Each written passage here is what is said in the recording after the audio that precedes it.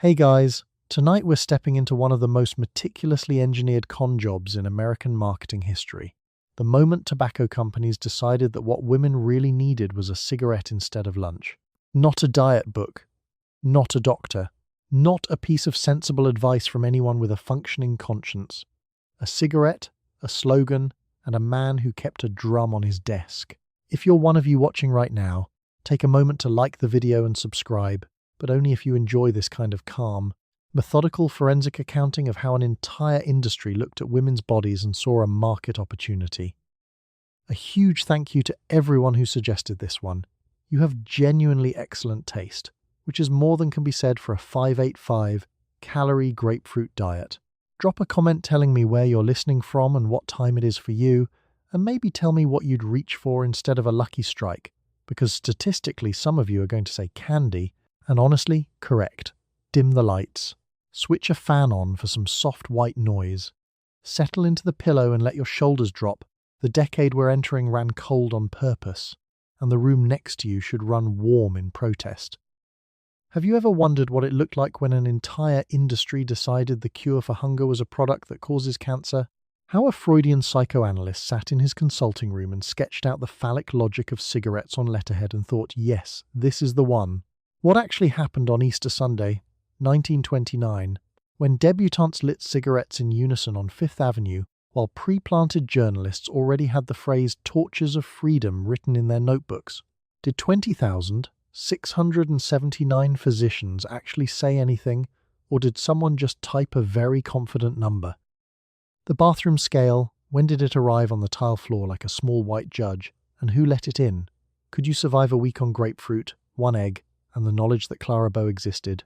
And what, exactly, did George Washington Hill's drum sound like at 9 in the morning when he'd already thought of 17 new ways to sell you less food? Congratulations. You just woke up in New York City, 1928. The scale is cold under your feet, the mirror is narrow, and somewhere across town a man is banging a drum about your appetite. Good luck. You step onto a small white scale at the foot of your bed, and the needle wobbles before it settles. This scale wasn't in this house last year. It wasn't in anyone's house last year. Until very recently, weighing yourself meant a trip to the pharmacy or the doctor's office, where someone in a white coat slid a counterweight along a bar and wrote a number on a card. Now the number lives on your bathroom tile. You stand on it before your feet are fully awake. The number is the first thing you learn about yourself each day. The scale has opinions, not loud ones. It doesn't need to be loud. It just sits there on the tile, small, white, and absolutely certain of itself, and you step on it, and it tells you something, and then you carry that something into the rest of your morning. Before this decade, you didn't have a device in your home that did this. You had a mirror. The mirror was negotiable. The scale is not. Let's talk about what you're supposed to look like right now. It's 1928. And the silhouette has changed, completely. The hourglass, the cinched waist, the full hip, the corset architecture that organized women's bodies like a filing cabinet is gone. Coco Chanel has been quietly dismantling it since roughly 1916, shortening hemlines and dropping waists until the dress hangs from the shoulder in a straight line and requires, for maximum effect, a body that is also a straight line. The tubular dress doesn't accommodate curves. It asks you to not have them. You are meant to be slender, almost boyish, light enough that the fabric falls without incident. Clara Bow is 5'2". That's the frame the movie palaces are currently projecting onto screens the size of a barn wall, in a beam of light that 90 million Americans a week are watching. 90 million. In a country of 123 million. Clara Bow's silhouette is not a preference. At this scale of visibility, it is closer to a building code. This is where Lulu Hunt Peters comes in. She published her book in 1918, Diet and Health with Key to the Calories, and had to begin it by explaining what a calorie was because nobody knew. 2 million copies later, everyone knows. You now have a unit of measurement for your own body, a daily arithmetic you're supposed to do in your head before every meal, and a recommended ceiling of 1,200 calories a day that Lulu delivered with the confidence of someone whose math you are not in a position to check. The book was the original wellness app, except it was a book. Except the book told you to eat less. A drugstore in Midtown Manhattan sells bathroom scales for about $3. It also sells Lucky Strikes for 15 cents a pack, a copy of Ladies' Home Journal with a Lucky Strike ad on page 42, and a calorie-counting pamphlet near the register. These items share a shelf the way they share a worldview. Margaret Hillsdale, she works the cosmetics counter.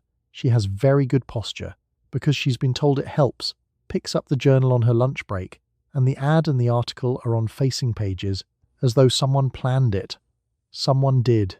The scale on your tile is a small white instrument that arrived this decade like a piece of furniture nobody ordered. It has no memory. It doesn't know what you ate yesterday, or whether it was worth it, or whether you were happy. It just offers the number, impartially, every morning, and waits to see what you do with it. You reach for the dress hanging on the back of the door, and the dress, in turn, has expectations of you. The waist sits low at the hip, the chest falls flat, the hem stops at the knee. There is no corset to do the work. The corset has been quietly retired over the past 15 years, retired by Coco Chanel and the designers who followed her, retired in favour of a thinner garment that does very little besides hang. The dress doesn't shape you anymore. You are expected to shape yourself to the dress. Let's talk about what the dress actually demands. The dropped waist silhouette works on a frame with no visible curve between the chest and the hip, not hourglass, not full, but tubular. An enthusiastic penguin has more lateral dimension than this dress prefers. The fabric falls straight from the shoulder, and if anything interrupts that fall, a stomach, a hip, a chest that exceeds its brief, the line breaks, and the dress communicates this to you immediately, in the merciless language of fabric pulling in the wrong direction. Chanel had been making this argument since roughly 1916, quietly eliminating boning and padding from women's clothing with the same energy a renovation contractor uses to remove load-bearing walls, confident, systematic, and unconcerned with what happens to the people inside. By 1928, the tubular silhouette isn't avant-garde anymore. It's the dress at the back of your door. It's the dress at every dress shop on the block. The alternative is to look like you haven't read the news in 12 years. The mirror at the foot of the bed is now a tool you use. You stand in front of it with the dress on, and you are conducting an audit, not of what you like, of what needs to change before you go outside. The bathroom scale on the tile floor, that small white instrument that hadn't been in your house a year ago, has already given you a number this morning, and you are holding that number in the back of your mind while you look. Before the scale arrived, you would have gone to the pharmacy for this information. You would have handed a pharmacist a nickel, stepped onto the platform near the aspirin display, received your number, and carried it home. The scale makes it private. That's not obviously an improvement.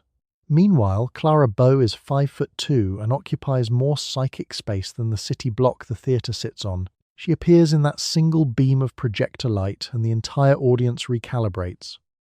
90 million Americans a week are going to the movies by 1930, in a country of about 123 million, which means the face on the screen is, statistically, the most seen face in the country, and the body attached to that face is the body that women are holding against themselves in the mirror every morning. Clara Bow doesn't have opinions about this. She's just standing there. The projector has opinions. A wardrobe assistant named Doris, clipboard against her chest, pencil behind one ear, hands you a pair of silk stockings with the expression of someone presenting evidence at trial. The stockings are your problem now. Everything below the newly shortened hemline is on display and therefore subject to review. You put them on, the dress, the stockings, the low heel. You look at the whole arrangement in the mirror. The dress is satisfied.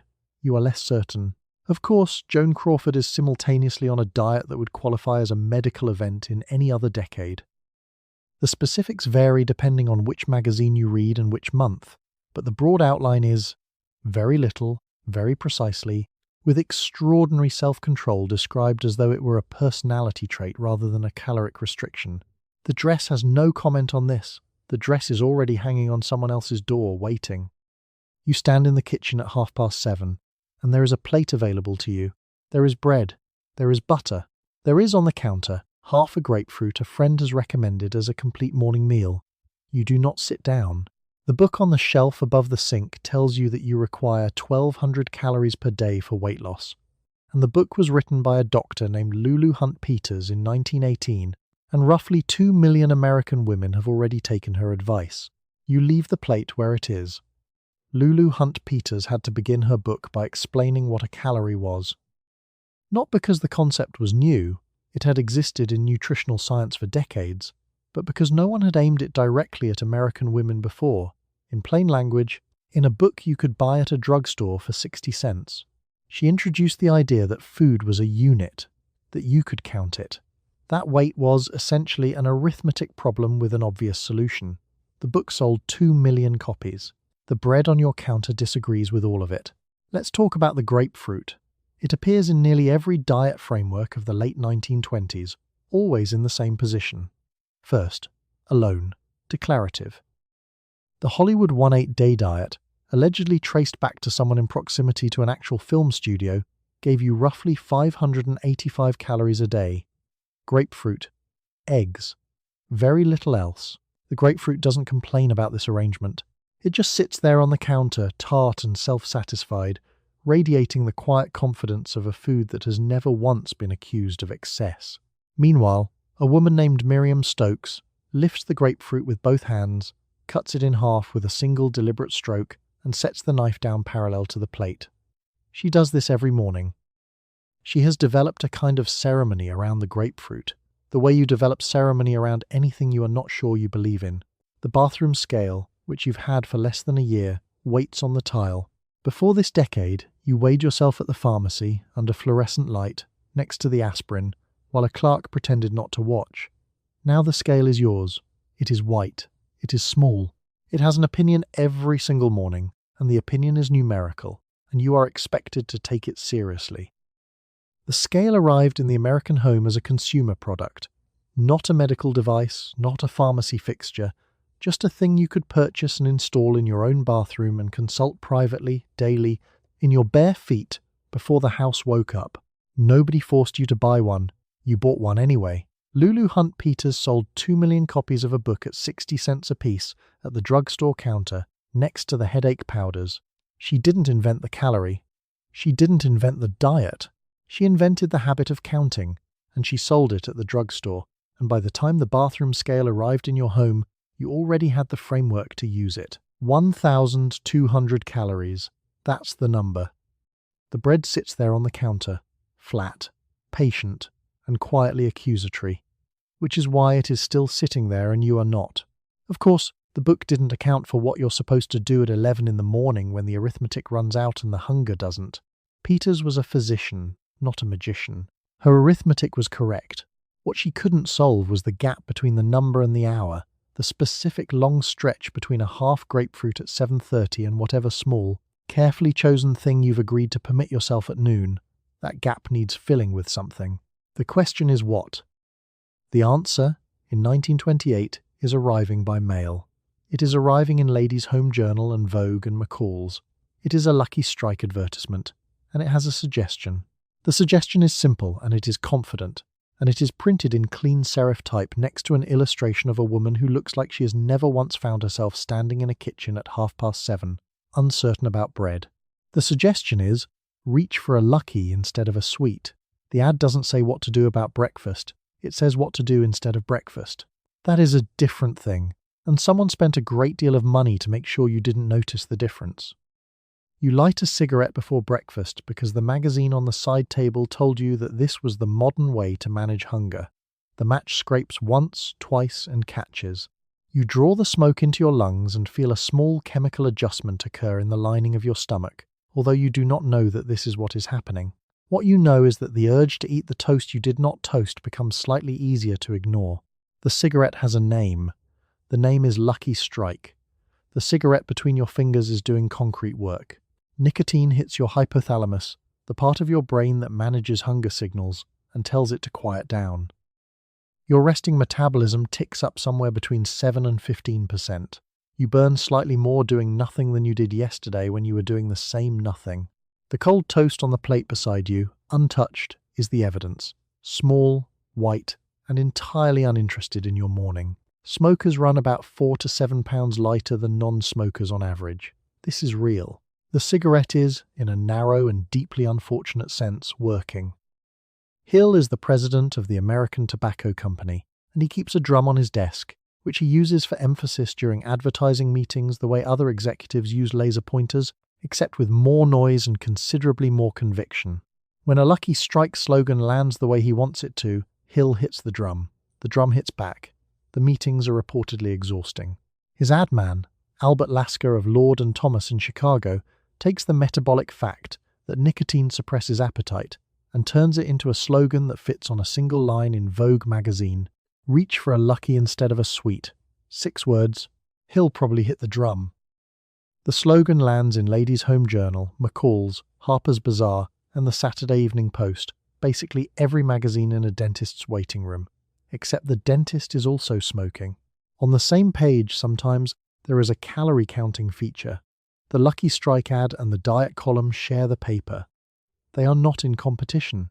They are the same argument made in 2 different fonts. This is where a man named Edward Bernays enters the room.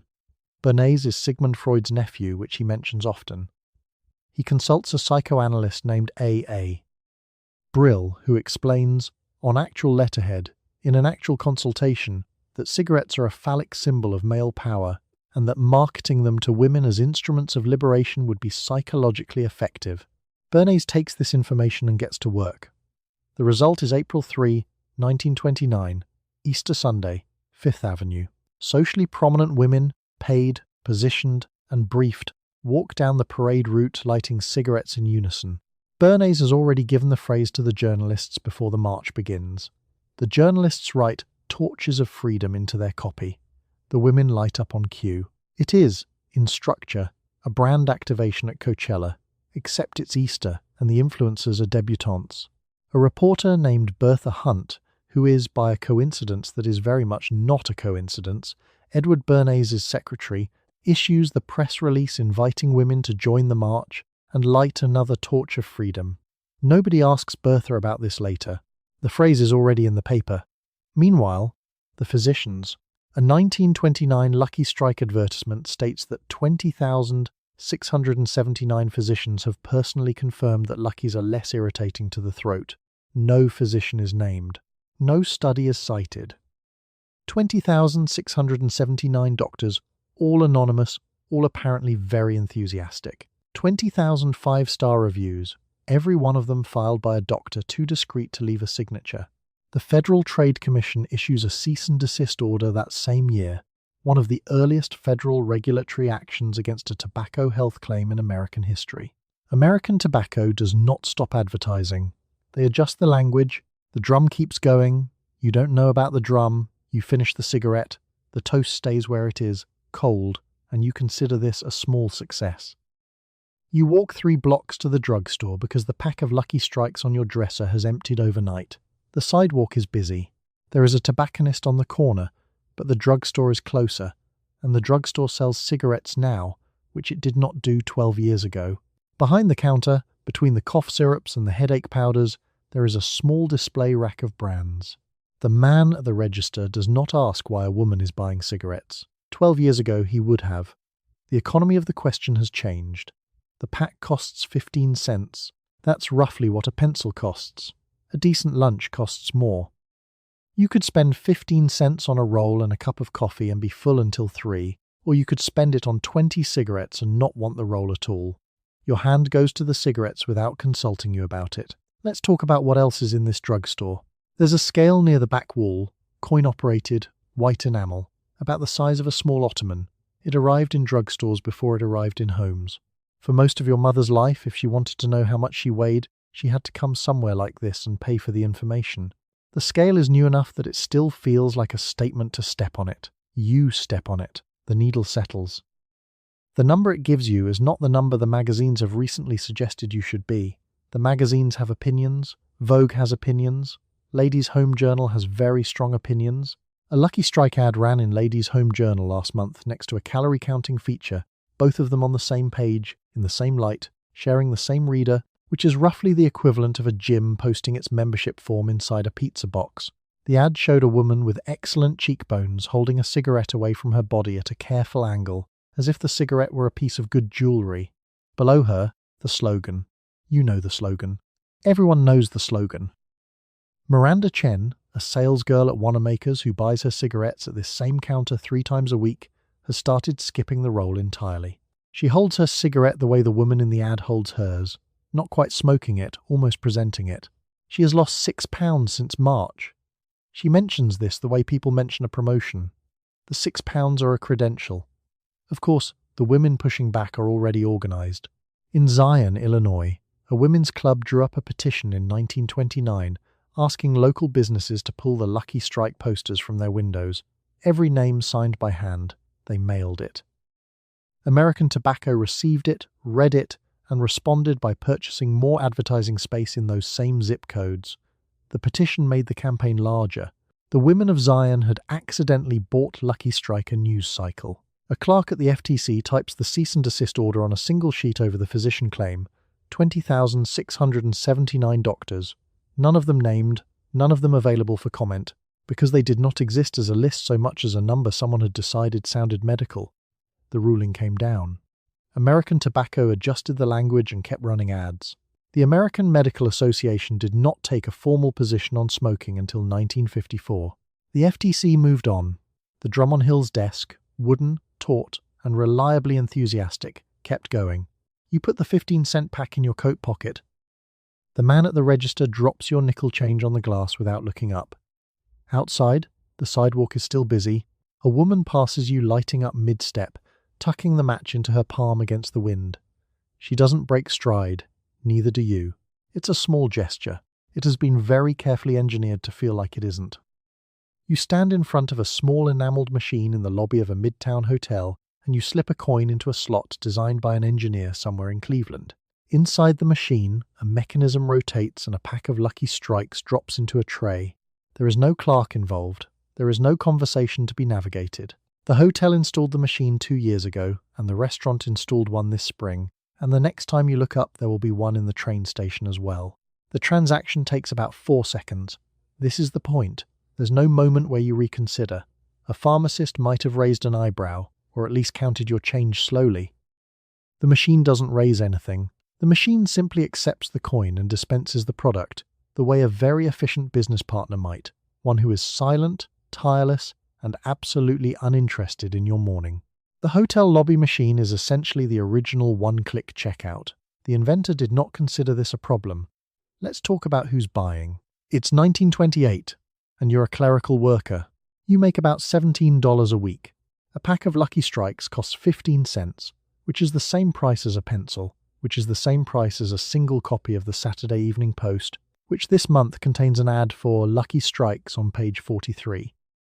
If you smoke a pack a day, and the campaign is working hard to ensure that you do, you're spending $1.05 a week on cigarettes, which is roughly 6% of your income before rent.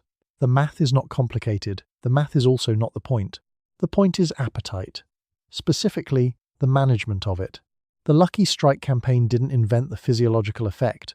It just noticed it, wrapped it in green packaging, and put it in a machine in a hotel lobby in Midtown Manhattan where you happen to be standing right now. Margaret, the woman at the front desk with a precise center part, lights one every afternoon at 2 o'clock. She calls it lunch. Of course, no one is describing it in terms of hypothalamic suppression. The ad copy says, "Reach for a Lucky instead of a sweet." It's a complete sentence. Subject, verb, object. The candy is the villain, the cigarette is the solution. The National Confectioners Association, which represents the candy industry, files an FTC complaint about the slogan because their industry is being described as an obstacle to female beauty, and the candy makers would like the record to reflect that their product did not invent the hourglass figure, and they resent the implication. In 1930, the FTC rules the slogan, permissible, candy loses. The cigarette machine hums on. There's a man in Battle Creek, Michigan, named Dr. John Harvey Kellogg, the sanitarium physician, the cereal inventor, the man who has been loudly opposed to tobacco since roughly 1888, who is watching all of this with the specific exhaustion of someone who has been correct for 40 years and finds it has made no difference. He has opinions about the cigarette diet. He publishes these opinions. They are received with the enthusiasm typically reserved for a pamphlet someone hands you on a street corner. George Washington Hill, meanwhile, is in his office in New York, banging a drum on his desk, which is a thing he actually does during advertising meetings, for emphasis, to drive the slogan home. Kellogg has a pen. Hill has a drum and 38% of the American cigarette market. The drum wins. You pocket the pack. The cellophane crinkles once. You don't open it yet because you're meeting someone in the tea room upstairs, and the tea room has its own ashtray on every table, which arrived along with the small printed menu card that no one designed with the word calories in mind, though you'll count them on the way home anyway. The lobby machine goes on accepting coins behind you. You count out coins on the counter, and the pack of Luckies costs 15 cents. You make $16 a week at the office where you file invoices and answer the telephone. 2 packs a day for 7 days comes to about $2.10, which is a meaningful slice of what you earn between Monday and Friday. The arithmetic is doable. The arithmetic is undeniable. You do it in your head while the man behind the counter slides the pack across the wood toward you, and then you put the change in your purse. The change is light. 3 cents, maybe a nickel if you negotiated with the vending machine at the hotel lobby and it gave you correct change, which it does about 60% of the time. You don't think of the $2.10 as a line item. You think of it as 15 cents at a time, which is the genius of the 15-cent unit. Nobody feels the weight of the week when they're only holding a single transaction. Let's talk about what else 15 cents buys. In 1928, a loaf of bread, a streetcar ride, a pencil and a small notepad from the 5 and dime, a piece of pie at the lunch counter. None of those things promise you a silhouette. None of them come in a green and red package with a slogan that tells you reaching for them is the smart, modern, medically adjacent choice. The Lucky Strike pack has a doctor's implicit blessing on it. The pie does not. Margaret, the woman 2 desks over, keeps her pack in the top left drawer. She slides it open at 10 in the morning with the practiced efficiency of a surgeon retrieving a specific instrument, selects 1 cigarette, and closes the drawer without looking. The whole gesture takes 4 seconds. She doesn't offer you one, which is not rudeness, it's economy. At 15 cents a pack and Margaret's salary, every cigarette is a considered unit of currency. $2.10 a week is almost exactly what the Hollywood 1-8-day diet costs you in grapefruit. The grapefruit diet gives you 585 calories a day and a lingering citrus smell on your fingers. The cigarettes give you appetite suppression, something to do with your hands, and the social impression, modern, slim, and reassuringly deliberate, that you have been liberated. The grapefruit diet was not in Ladies' Home Journal this month. Lucky Strike was. The choice isn't between the cigarette and the candy. The choice is between the cigarette and everything that isn't the cigarette, and the cigarette has better advertising than all of it. Of course, $2.10 a week across 52 weeks is $109 a year, which is nearly 7 weeks of your salary, which is a fact that will occur to absolutely nobody in 1928, because nobody is doing that version of the arithmetic. That version of the arithmetic is not printed on the pack. The pack only has the slogan, the red circle, and the implicit endorsement of 20,679 unnamed physicians who personally find this product less irritating. The Zion, Illinois Women's Club has done the arithmetic, actually. They've done several kinds of arithmetic, the financial kind, the medical kind, and the social kind, and mailed a signed petition to local businesses asking that the Lucky Strike posters come down. Every name on that list is handwritten. There are 43 names. American Tobacco received the petition, considered it carefully, and increased advertising in the Zion market. The petition is not on display anywhere. The new posters are. You tuck the pack into your coat pocket and walk back out onto the street. The weight of it is almost nothing.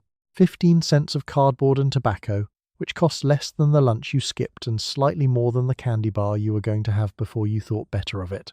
The arithmetic of what this costs your body is being calculated somewhere 30 years from now, in a different kind of study, by people who haven't been born yet. For right now, the change is in your purse, the pack is in your pocket, and the transaction is complete. You sit at the kitchen table with a copy of Vogue open to page 42. On the left-hand side is an article about the calorie content of common foods, presented in a small table with bold columns. On the right-hand side is an advertisement for Lucky Strike, in which a slim woman in a beaded sheath looks past the photographer's shoulder while holding a lit cigarette. The article and the advertisement were printed on the same press in the same week and laid out on facing pages by an editor who did not flinch. You finish your coffee. The calorie table lists bread at 70 calories a slice, an apple at 63, a piece of chocolate cake at 310. The numbers are authoritative. They are presented the way train schedules are presented, as if they have always existed and someone simply discovered them. Lulu Hunt Peters discovered them first. in 1918, when she published a book explaining what a calorie was, because in 1918 most American women had never heard the word in a domestic context. The book sold 2 million copies. It is basically Goop, except Goop hadn't been invented yet and the drugstore actually carried this one next to the aspirin. Now the numbers are yours to manage. On one page, what things cost you. On the other, what costs less. The Lucky Strike woman in the beaded sheath isn't eating the chocolate cake. She isn't eating anything. She's holding a small paper cylinder that, if A. Brill is to be believed, represents male authority and female liberation simultaneously. A piece of information Brill delivered with a straight face in his consulting room while sketching something on letterhead that we can only assume was very Freudian. Bernays took the memo. Bernays is always taking memos. The advertisement is not selling a cigarette. It is selling a posture, the slim arm, the sideways glance, the particular angle of chin that communicates I have already decided. The woman in the ad doesn't look hungry. She looks like she has made hunger irrelevant, which in 1929 is basically the same achievement as winning something. You look at her chin. You look at the chocolate cake column. You look at the cigarette advertisement again. The bathroom scale on your tile floor has been there since 1926. Before that, you weighed yourself at the pharmacy, standing on a coin-operated machine between the aspirin and the tooth powder, with whoever was waiting for a prescription watching the needle. The home scale changed the arithmetic. Now the number is private. Now the number is yours first thing in the morning, before shoes, before breakfast, before the copy of Vogue. Dorothea, your neighbour who leaves for her typing job at 8:15, told you last Tuesday that she'd lost 4 pounds since March. She said it the way you'd report a small financial gain, quiet, level, and unmistakably pleased. With restraint, with dignity, with the specific satisfaction of someone who has won a very quiet contest. The beaded sheath on the Lucky Strike woman requires a particular body. Coco Chanel had been eliminating the corset for a decade, which sounds like liberation until you realize the corset was replaced, not with comfort, but with the requirement that the body underneath it be narrower than it had ever been asked to be. Dropped waist, flat chest. The new silhouette behaves like a column. A column does not have hips. You don't have the dress yet. You have the kitchen table and the calorie chart and the advertisement on the facing page, and somewhere behind you the scale is crouching on the tile floor with the quiet patience of a thing that has already made up its mind. On the Vogue page, the Lucky Strike tagline reads, "Reach for a lucky instead of a sweet." The slogan instructs you to perform a substitution. One object down, one object up, as though appetite is a filing error you can correct with better organizational habits. George Washington Hill, who kept a drum on his desk and banged it during advertising meetings to drive the slogan home, understood something about the power of simple instructions. One gesture replaces another. The hand that was moving toward the candy dish is redirected. The drum says, again. The drum says, until it's automatic. You close Vogue on page 42, the calorie table and the Lucky Strike woman pressed together in the dark.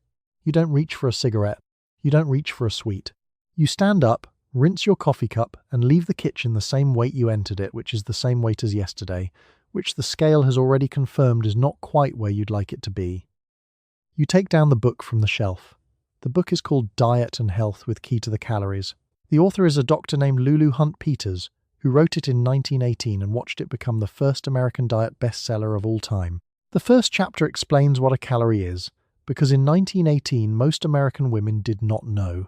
The book has been on this kitchen shelf in this house for 6 years. The page corners are turned down at the chapters that contain the meal plans. You have read the meal plans many times. The plan says 1,200 calories a day for weight loss. Peters explains the math in small, patient sentences, the way a schoolteacher explains long division to a class that isn't sure it wants to learn long division. She gives you a table. The table has numbers in columns. The numbers tell you what a boiled egg costs, calorically speaking, and what a slice of bread costs, and what a spoonful of butter costs, and the butter turns out to be expensive in a way that feels personal. You count. You add. You add again, because the first total was discouraging. 2 million copies. That's how many sold. Peters changed the accounting, not just the eating. You watch your own pencil hover over the margin beside the recipe for cream of celery soup, and you write 84 inches the white space, and you underline it. Before this book reached the kitchen shelf, you managed food by feel. too much, not enough. About right. Peter's handed you the ledger. You are now a woman who tracks. You write numbers in the margins. You carry a small running total through your day the way an anxious bank clerk carries a running total, except the bank is your body and the currency is toast. Meanwhile, Peters herself was not cheerless about any of this. The prose is dry and funny in a way that 1918 diet books are not supposed to be. She calls herself a former fat, reports her own calorie failures with what can only be described as professional acceptance, and suggests that if you exceed your daily total, you should simply eat less the following day. The book has the temperament of a sensible aunt who has made peace with reality. The meal plans have not made peace with reality.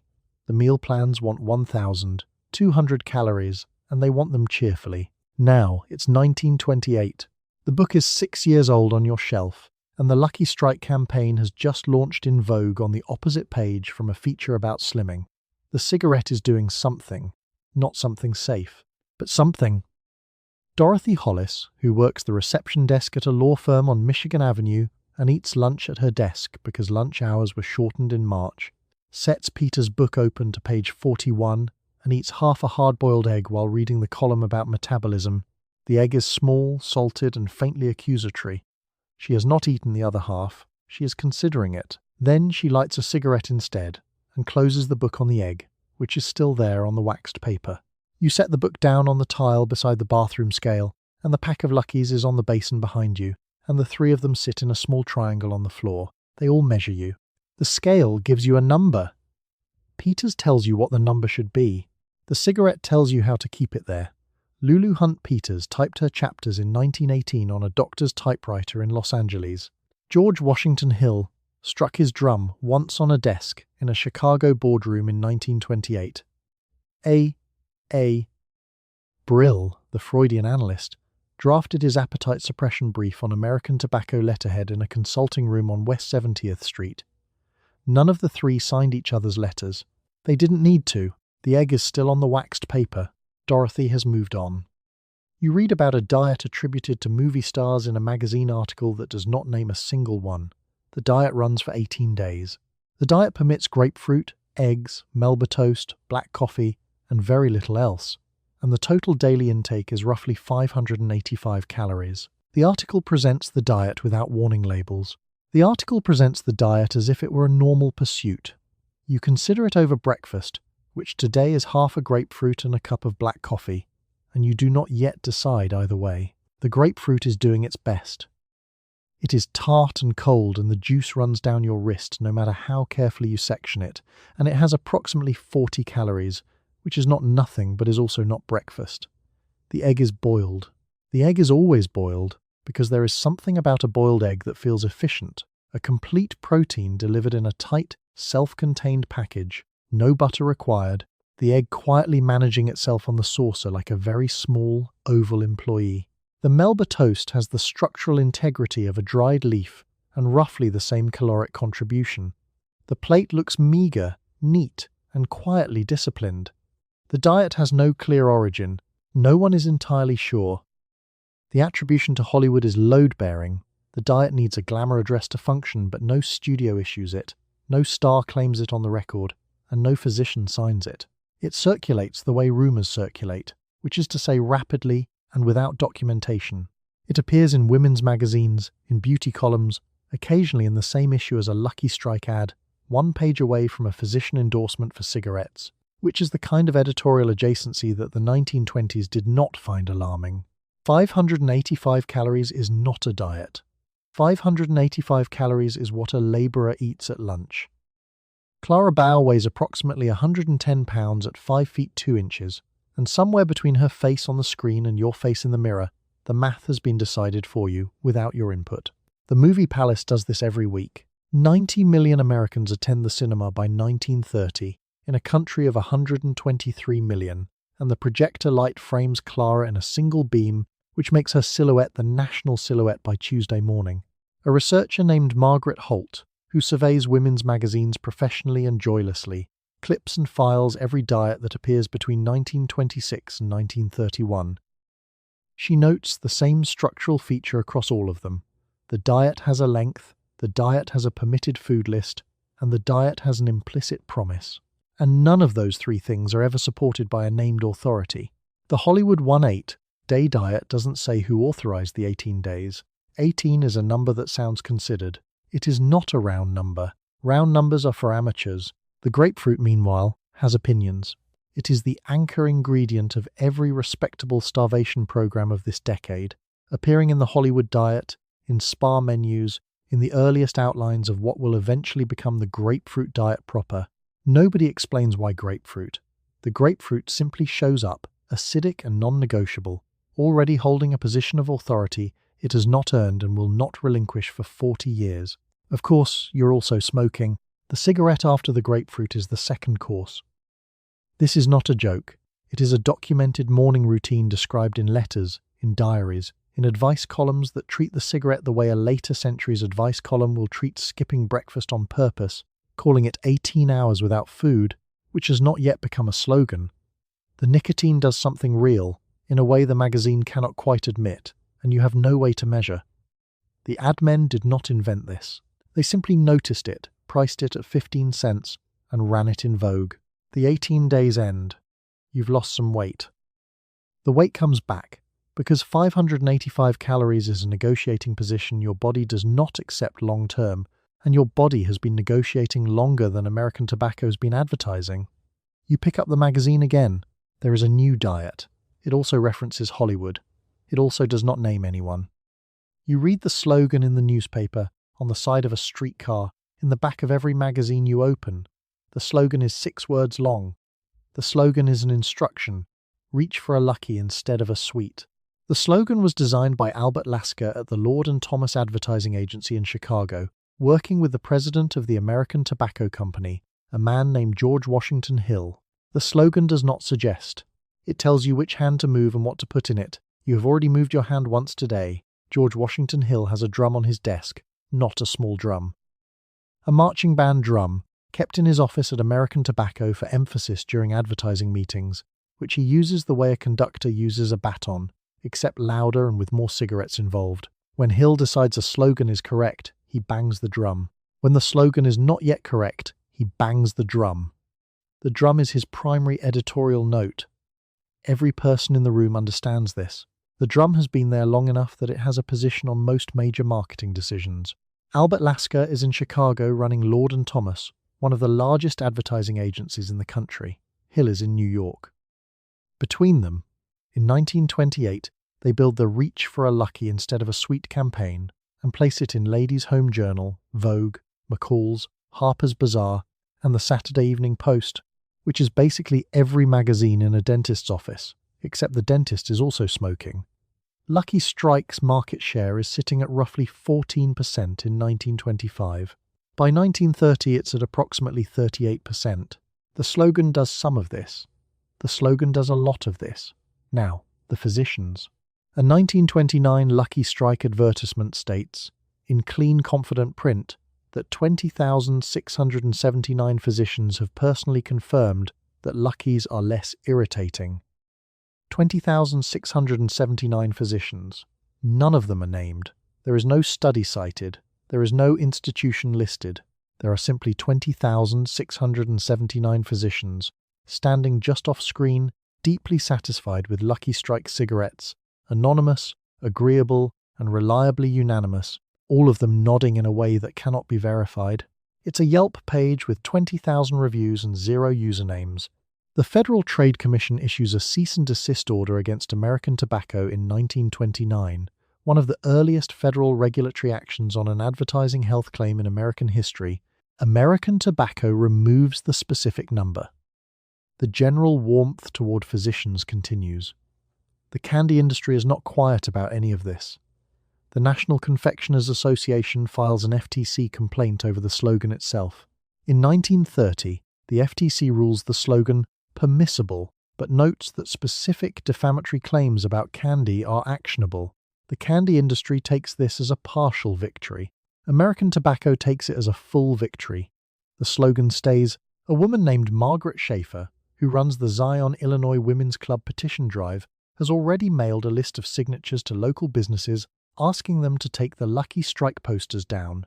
American Tobacco responds to the Zion petition by increasing advertising spend in the same markets. Margaret's list now exists in the historical record primarily as evidence that the ads got louder. The slogan is not really about candy. The candy is just the thing you're reaching away from. What you're reaching toward is a silhouette. The tubular dropped-waist dress that Chanel has been refining for a decade doesn't accommodate a woman who eats freely. The bathroom scale, new to your bathroom floor, agrees. The slogan delivers 6 words at a time, from a man with a drum. You walk past the candy counter at Woolworths and you do not slow down. The candy counter is brightly lit and the chocolates are arranged in shallow trays and the saltwater taffies are tied off in waxed paper. 10 cents will buy you several pieces.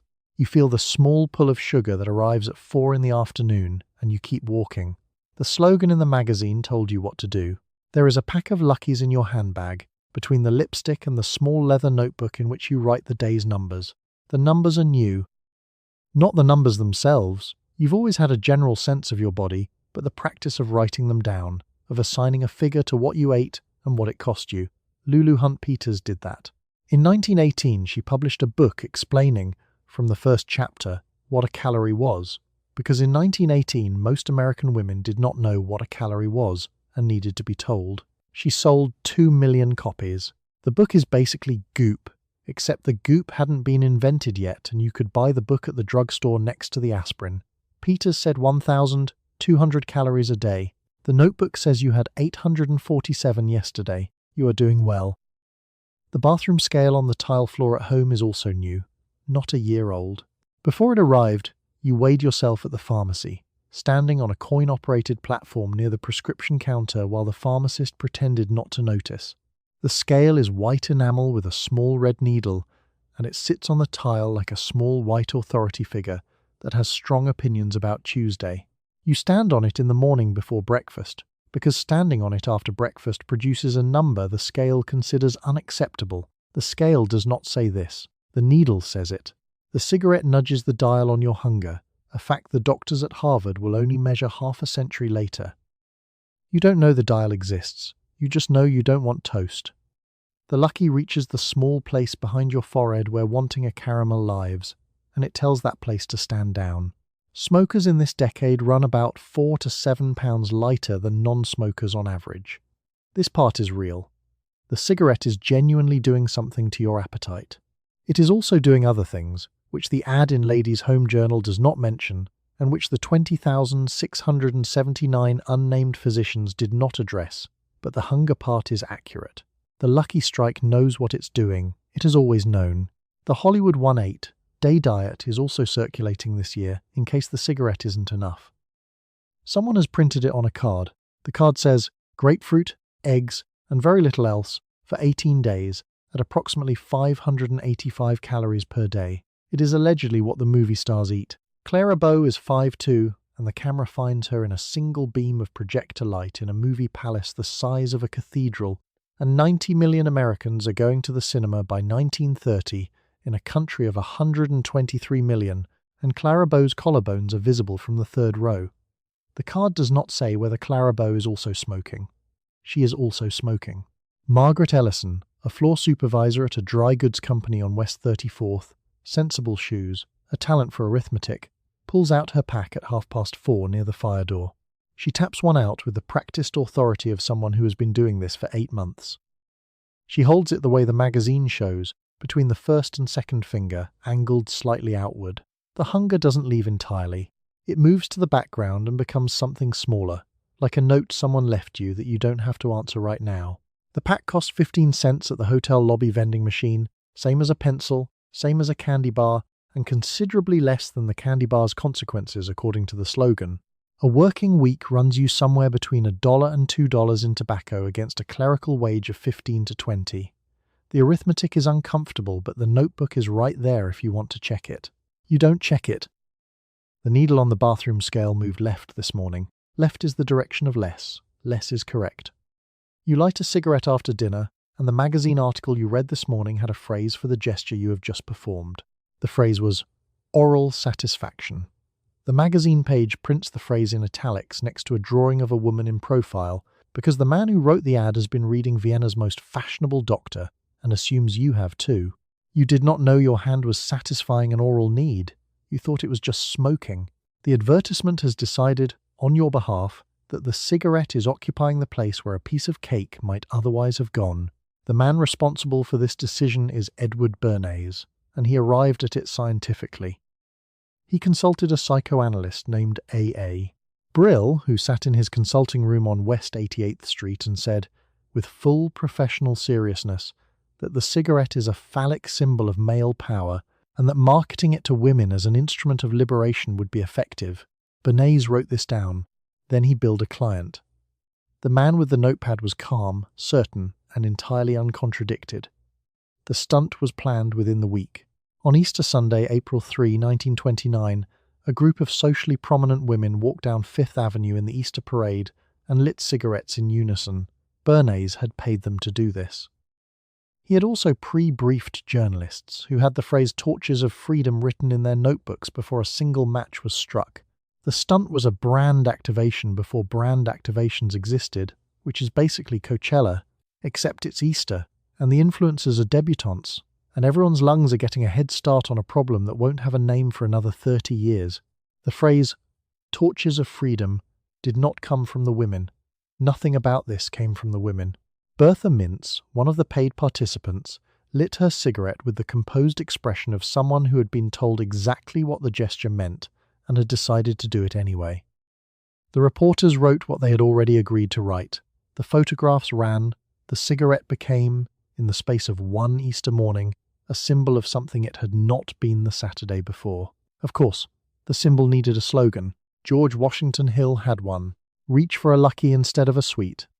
Hill kept a drum on his desk during advertising meetings and used it for emphasis, which is a thing a person can do when they are president of the American Tobacco Company and nobody is going to tell them to put the drum down. Albert Lasker of Lord & Thomas in Chicago had built the campaign. Hill banged the drum. The slogan appeared in Vogue, Ladies' Home Journal, McCall's, and Harper's Bazaar, which is basically every magazine in a dentist's waiting room, except the dentist is also smoking, and the advice is to do more of it. The advertisement had a supporting cast. In 1929, a Lucky Strike ad announced that 20,679 physicians had personally confirmed that Luckies were less irritating to the throat. Not one of those physicians was named. There was no study, there was no footnote. There were simply 20,679 unnamed doctors standing somewhere off-page, nodding with the quiet authority of people who had definitely said this. 20,000 five-star reviews, none of them signed, none of them traceable. The Federal Trade Commission issued a cease and desist order against American Tobacco that same year, one of the earliest federal regulatory actions in advertising history. American Tobacco continued advertising. The drum continued. Meanwhile, Dr. John Harvey Kellogg of Battle Creek, Michigan, was furious. He had been furious about tobacco since the 1880s. He was the inventor of cornflakes and a committed opponent of most things people enjoyed, and in the late 1920s he added the cigarette diet specifically to his list. Nobody asked Dr. Kellogg. The American Medical Association would not take a formal position on smoking until 1954, which gave the industry 25 years of institutional silence to work with. Dr. Kellogg stood in Battle Creek and shook his head at all of it. His cornflakes did not help. You exhale. The smoke dissipates toward the ceiling. Somewhere in a consulting room. A. Brill's letterhead is still warm. You read the advertisement carefully because the advertisement makes a number-based claim. 20,679 physicians, the page says, have personally confirmed that Luckies are less irritating than other cigarettes. The advertisement does not name a single physician. The advertisement does not cite a study. The advertisement does not include a footnote, or a methodology, or a town, or a hospital. 20,679 doctors have an opinion about your throat, and you cannot find one of them. You finish reading the page and turn to the fashion column. The Federal Trade Commission finds the advertisement in 1929 and issues a cease and desist. This is, at the time, one of the earliest federal regulatory actions ever taken against a tobacco health claim. American Tobacco receives the order, acknowledges it, and continues advertising. The number disappears from the copy. The implication stays. And, quote, It's basically a Yelp page with 20,000 reviews and 0 usernames. The FTC has flagged the reviews as fake, and the restaurant has simply reworded the sign out front. The FTC's ruling sits on a single sheet of paper, and the language on it is narrow, flat, and entirely specific. The Commission says the physician claim is false and unsubstantiated. It says American Tobacco cannot make direct health claims it cannot prove. What it does not say, cannot say yet, in 1929, is that cigarettes cause lung cancer, or that smoking causes anything in particular. The FTC's position is narrower than that. The complaint is about the number. The number is fictional. The fiction must stop. Everything else is still fine. The candy industry is watching this closely. The National Confectioners Association has been watching since 1928, when Reach for a Lucky instead of a Sweet first appeared in Ladies' Home Journal and Vogue and Harper's Bazaar on the same page as a calorie-counting column. The confectioners file their own FTC complaint. They argue the slogan is defamatory to candy specifically, that it implies their product is inferior by design. In 1930, the FTC rules the general slogan permissible, saying choose a cigarette instead of a candy is, legally speaking, fine. The candy industry absorbs this outcome with the dignity of people who had genuinely believed the government was going to rule in favor of chocolate. Meanwhile, in his office on the 18th floor, a man named George Creel is sending a memo about copy, not Creel, Hill. Number 5. C. George Washington Hill, 2 floors up at American Tobacco, has not stopped thinking about the slogan since 1928. He will not stop again until 1946. A stenographer named Ruth, sitting 3 offices down, can hear it through 2 closed doors. She adjusts her posture. She keeps typing. The drum means the meeting is still going. What the advertisement doesn't tell you, what no advertisement in 1929 tells you, is that the cigarette is doing something to your appetite the doctors won't measure for 50 more years. The Reach for a Lucky campaign is built on a lie about physicians and a truth about weight. Ruth's typewriter clatters through Tuesday afternoon. The market share figure she has not been told, 38% of American cigarettes will pass through Lucky Strike by 1930, up from 14% 5 years earlier, is not on her carbon paper. The American Medical Association's eventual position on smoking 25 years from now is not on her carbon paper either. The physicians in the advertisement are unavailable for comment because they were never available for comment. The FTC has noted this. The drum continues. You read a Lucky Strike advertisement in which a famous opera singer endorses the cigarette as kind to her throat. The singer's name is printed in large type. The singer's photograph appears alongside the copy. The advertisement does not mention that the opera company has been paid, or that the photograph was taken in a studio, or that the singer herself does not actually smoke between performances. The advertisement only tells you that a woman who sings for a living trusts this cigarette near her vocal cords. You consider your own throat. You light another one. The opera singer is not alone.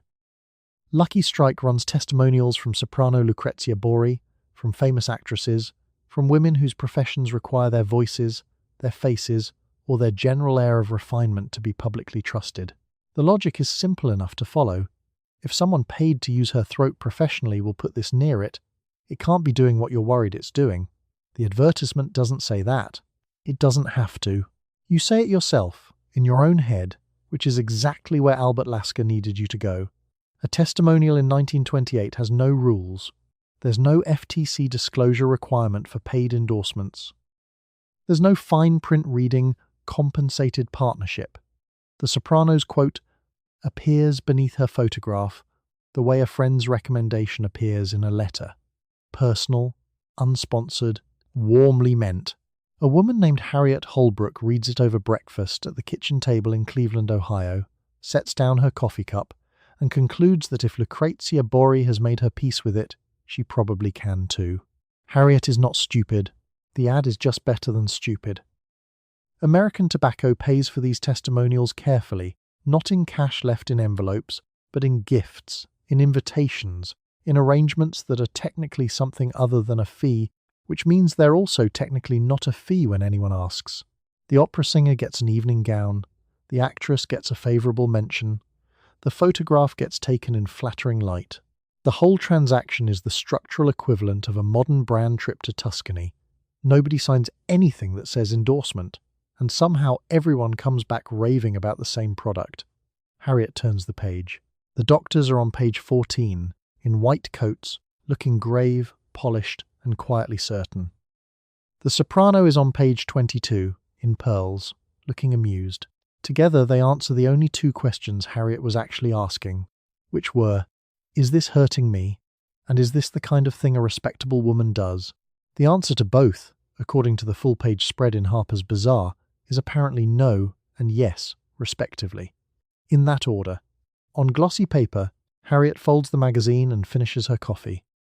Meanwhile, a voice coach named Dr. Marafiotti, an actual physician who had treated actual singers, publishes a quiet rebuttal noting that tobacco irritates the laryngeal mucosa and that no professional soprano with any sense would smoke before a performance. The rebuttal runs in a journal with a circulation of several thousand. The Lucky Strike ad runs in a magazine with a circulation of several million. Dr. Marafiotti does not have a drum. The testimonials keep coming through 1929 and into 1930. Athletes, socialites, women whose faces appear in movie magazines. Each one tells you, in her own words, which were written by a copywriter in Chicago, that she reaches for a Lucky. The stack of magazines on your parlor table is essentially a peer pressure campaign organized by one man in an office with a view of Michigan Avenue, populated entirely by people you'll never meet, all apparently very concerned about your appetite. You finish the cigarette. The ad is still on the table. The opera singer is still smiling.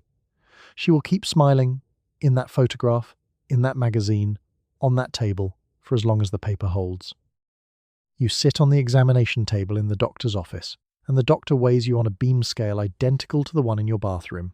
He slides the small counterweight along the metal bar until it balances. He writes a number on a card. He does not ask whether you smoke. The doctor's office has a poster on the wall in which a different doctor, somewhere else, claims to prefer a particular brand of cigarette. The poster is signed by the brand. You do not see the doctor flinch at the poster. The poster is just part of the office. The American Medical Association does not, in 1929, have a formal position on smoking. It won't have one until 1954. The AMA's silence is not accidental. American Tobacco had been placing cigarette advertisements in the Journal of the American Medical Association since the early 1920s, and the journal needed the revenue roughly the same way a newspaper needs the car dealership on page 12. The AMA is not a co-conspirator. It's just not in a hurry. 25 years isn't that long in institutional time. The 20,679 physicians in the Lucky Strike advertisements are also silent, for the obvious reason that they were never asked. No names, no letterhead. No study protocol filed anywhere in any building. The number exists because someone at Lord & Thomas decided that 20,679 was specific enough to sound like a count and round enough to have been estimated from something. A round number would have seemed made up. 20,679 seems like a man with a clipboard. The Federal Trade Commission arrives in 1929 with a cease and desist order addressed to American Tobacco. The order is one page. It uses no exclamation points. It asks American Tobacco to stop. George Washington Hill reads the letter. George Washington Hill has a drum on his desk that he bangs during advertising meetings to drive a slogan home. The drum does not suggest a man who receives letters and immediately adjusts his behavior. Down the hall from wherever Hill is sitting, a copywriter named Margaret is proofing a new version of the physician ad with the count removed and the sentiment intact. The FTC did not say the general claim was false.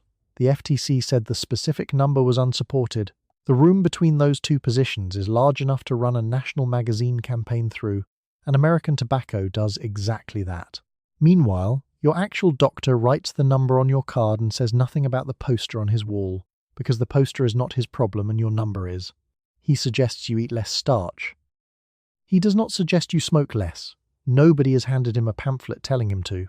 Dr. Hartwell, let's say his name is Dr. Hartwell, uncaps his pen and writes the number again in a ledger he keeps for his own records, and then he caps the pen and sets it down in the small ceramic tray on his desk, which also holds a box of matches and a Lucky Strike he hasn't lit yet. He'll light it after you leave. The real regulation is coming. It's just coming from a direction nobody in this office is watching. The Dolan Hill paper won't land until 1950. The Surgeon General's report won't land until 1964. The lung cancer cohort building right now, the women who started smoking between 1926 and 1935, won't present clinically for another 2 decades. The medicine of 1929 is excellent at seeing what's in front of it. The 30-year latency is not in front of it. It's in the future, filed under someone else's problem. You pull your coat back on. Doctor. Hartwell tells you the number is fine. He does not say what fine means relative to last year's number. You walk past the poster on your way out. The doctor in the poster looks confident, upright, and entirely untroubled. He has good posture. He is holding a cigarette with the casual authority of a man who has read the science and found it satisfactory. He has read nothing. He is a drawing. The door closes behind you. Doctor. Hartwell lights his lucky strike. You sit in the movie palace at 7:45 and the lights drop and a beam of projector light cuts across the room and lands on the screen. Clara Bow appears. Clara Bow is 5 feet 2 inches tall. Clara Bow weighs whatever the studio has determined Clara Bow should weigh, which is less than you weigh, which is less than the woman beside you weighs, which is less than almost any woman in the row weighs. Clara Bow is what the studio has decided a body should look like. The film is 90 minutes long. By 1930, roughly 90 million Americans are attending the movies every week, in a country of about 123 million people. That number includes children and grandparents and people who went twice. What it means is that Clara Bow's face, and Clara Bow's frame, and Clara Bow's dropped waist dress sitting flat against her hips, is the most widely distributed image of a woman's body that has ever existed in human history up to this point. The painting in the museum didn't move. The photograph in the newspaper was small. Clara Bow is 10 feet tall and flickering, and she is eating nothing on screen and looking extraordinary about it. The dress is not a corset. That's the entire point. Coco Chanel has been removing the structural engineering from women's clothing since roughly 1916. No boning, no hourglass, no waist, cinched to something anatomically aspirational. What replaced it was the tubular dropped waist silhouette, which hangs from the shoulders, skims the hips, and requires nothing from you except that you have very little hip for it to skim. The dress does not shape you, the dress reveals you. Margaret, behind the refreshment counter in the lobby, has the ad cut out of Vogue and folded in her uniform pocket. She's had it since October. The ad shows a woman in a dropped waist dress holding a cigarette instead of a bonbon, looking pleased with the substitution. Margaret has looked at it so many times, the fold is soft. The silhouette the ads are selling you. The one Clara Bow wears on screen, the one Joan Crawford restricts herself toward with a discipline that would alarm a nutritionist. That silhouette is new. 10 years ago, a full chest and substantial hips were the point. Now they are the problem. The problem doesn't have a solution built into the body. The body has to be persuaded. Lucky Strike has built its entire campaign around that one fact. The slogan practically writes itself once the biology is in hand. The Hollywood 1-8-day diet is also circulating this year. Grapefruit, eggs, and very little else, at approximately 585 calories a day. It's attributed to movie stars in a general and unverifiable way, which is basically a Reddit wellness thread, except the paper is glossy and the typeface is authoritative. You can run the 1-8-day diet alongside a pack of Luckies, and the math gets very simple very fast. You are hungry, and you are lightheaded, and you are, by the standards of 1929, doing extremely well. The bathroom scale arrived in your bathroom sometime this decade. Before that, you weighed yourself at the pharmacy or the doctor's office, meaning your weight was an occasional fact, something you checked when there was a reason. Now the scale is on the tile floor and it's there every morning. It has no off switch. It does not say good morning. It just waits with the patience of something that knows you'll step on it anyway. The scale didn't come with instructions, but the instructions are everywhere else. In Vogue, in the Lucky Strike ad, in the 90-minute film currently projecting Clara Bow's body onto every wall of the room you're sitting in. The film ends. The lights come up. You blink. The woman beside you is already reaching into her handbag for something. It's a cigarette. You notice this the way you notice weather. You read a magazine profile of Joan Crawford in which the writer mentions, in passing, the actress's careful diet. The writer does not give the details. The writer gestures toward them with a phrase like disciplined or spare. The writer suggests that the actress's figure is the product of effort, not luck. The article is illustrated with a photograph of Joan Crawford in a sleeveless gown, taken at an angle that emphasizes her clavicles. You look at the photograph for longer than is necessary. You look at your own clavicles in the mirror later that night. The clavicles are either there or they aren't. Yours are there, technically. They require good lighting. Disciplined, in a 1929 magazine profile, does not mean disciplined. It means a specific quantity of grapefruit and a specific quantity of not eating anything else for a sustained period. The Hollywood 1-8 day diet is already circulating in beauty columns and letter-writing circles. 585 calories a day, mostly citrus and eggs. A regimen so austere that grapefruit itself begins to feel like a luxury by day 4. Joan Crawford doesn't officially endorse this diet. Nobody officially endorses anything. The magazine just places her photograph near a column about caloric restraint and lets your brain complete the sentence. Your brain is excellent at completing sentences. The word spare is doing a great deal of work in this article. It is doing the work of several missing paragraphs. Now, the lucky strike rests in the ashtray beside your armchair while you read, sending a thin line of smoke toward the ceiling. This is not unrelated. The advertisement on the back cover of this very magazine, and there is always one, shows a woman in an evening wrap with cheekbones that could file a tax return, and the copy reads, "Reach for a lucky instead of a sweet." You have read this sentence so many times that it has stopped being a sentence. It is simply the correct order of operations. Sweet lucky. Desire cigarette. Hunger something that is not food. A lucky strike costs 15 cents at the hotel lobby vending machine, which is roughly the same as a pencil. The pencil, however, does not quiet the hunger that sits beside the typewriter at 3 in the afternoon. The cigarette does. The mechanism is genuine, which is the part that made the whole thing so effective and so hard to argue with. It worked. That's the trouble. Margaret Forsyth, who sits 2 rows ahead of you at the Thursday matinee and has excellent posture and an opinion about everything, lights one up the moment the lobby lights come on, before she's even found her gloves. She does it with the efficiency of someone crossing an item off a list, practiced, swift, and entirely unembarrassed. She doesn't look around to see who's watching. She did, 6 months ago. She doesn't anymore. The magazine profile of Joan Crawford runs 4 columns and mentions her figure 3 times. It mentions her films twice. This is the proportion the editor has decided is correct, and nobody has written in to complain about the proportion, which tells you something about what readers in 1929 are arriving for. You're arriving for the clavicles and the gown and the information, unstated, implied, gestured at obliquely, about how a person becomes that particular shape in that particular photograph. The article will not tell you. The article will use the word disciplined one more time and then pivot to her upcoming picture. You finish the cigarette. You do not reach for the dish of hard candies on the side table, because the dish of hard candies is now a small moral test, and the cigarette is how you pass it. The National Confectioners Association has filed a complaint with the Federal Trade Commission about exactly this framing, which means somewhere in Washington a room full of men in suits are arguing about whether a Lucky Strike ad is defaming a piece of candy. The candy, for its part, sits in the dish and does not comment. It simply waits. It has been waiting since before the decade started, and it is losing. You light a cigarette at the typewriter at 9:15, and the ashtray on the desk fills slowly across the morning. The office permits smoking now. The office did not permit it for women in 1922, when you were first hired, but the office permits it for you in 1929, and the change happened without a memorandum. You smoke between letters. You smoke while waiting for the carbon paper. The pack on the desk is open, the lid creased back, and the day will consume about half of it before the lunch hour. The woman 2 desks over, Mildred, keeps a small candy dish near her inkwell. It has been there since 1924.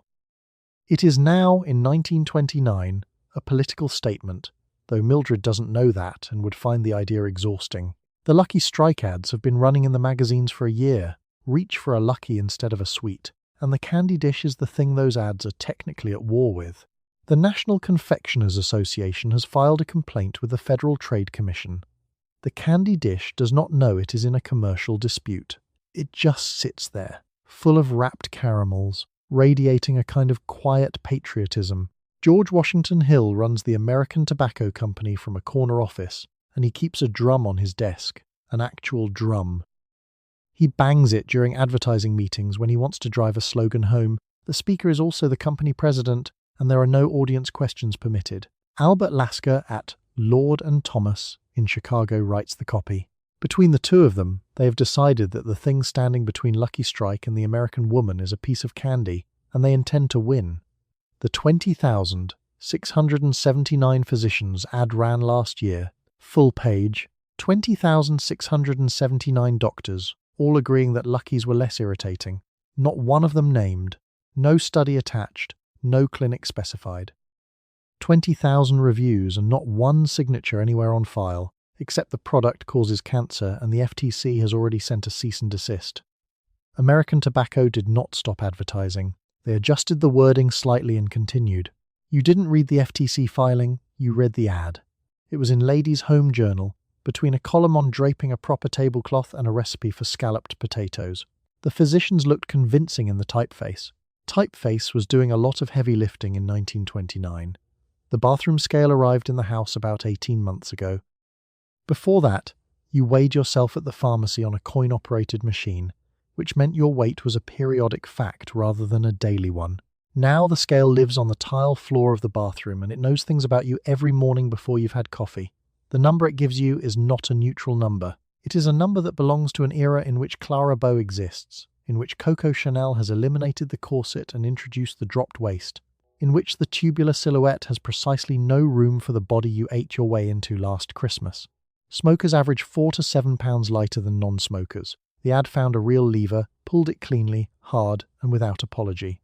Mildred offers you a caramel at 10:30. You shake your head and light another cigarette instead. The gesture feels like a decision. It feels, in some small way that you couldn't quite articulate, like the gesture of a woman who is in control of something. That feeling was engineered by a man named Edward Bernays, who is Sigmund Freud's nephew, who was hired to manufacture exactly that feeling, and who wrote the phrase, "torches of freedom," before a single woman had lit up on Fifth Avenue. He is very good at his job. Mildred eats the caramel herself. The candy dish is down to the last 3. She'll refill it Friday. You meet a friend at a tea room on 46th Street at 4:15. The tea room is a female commercial space. It has been since the 1890s, and until very recently the tea room did not allow smoking. The tea room now allows smoking. The change occurred quietly in 1926, communicated through a small card on each table that said matches were available on request. Your friend produces a silver case from her purse. You produce a paper pack. The waitress brings a small dish that is not for sugar. The tea room is, in its quiet way, a political document. Not a dramatic one. Nobody stood at a podium.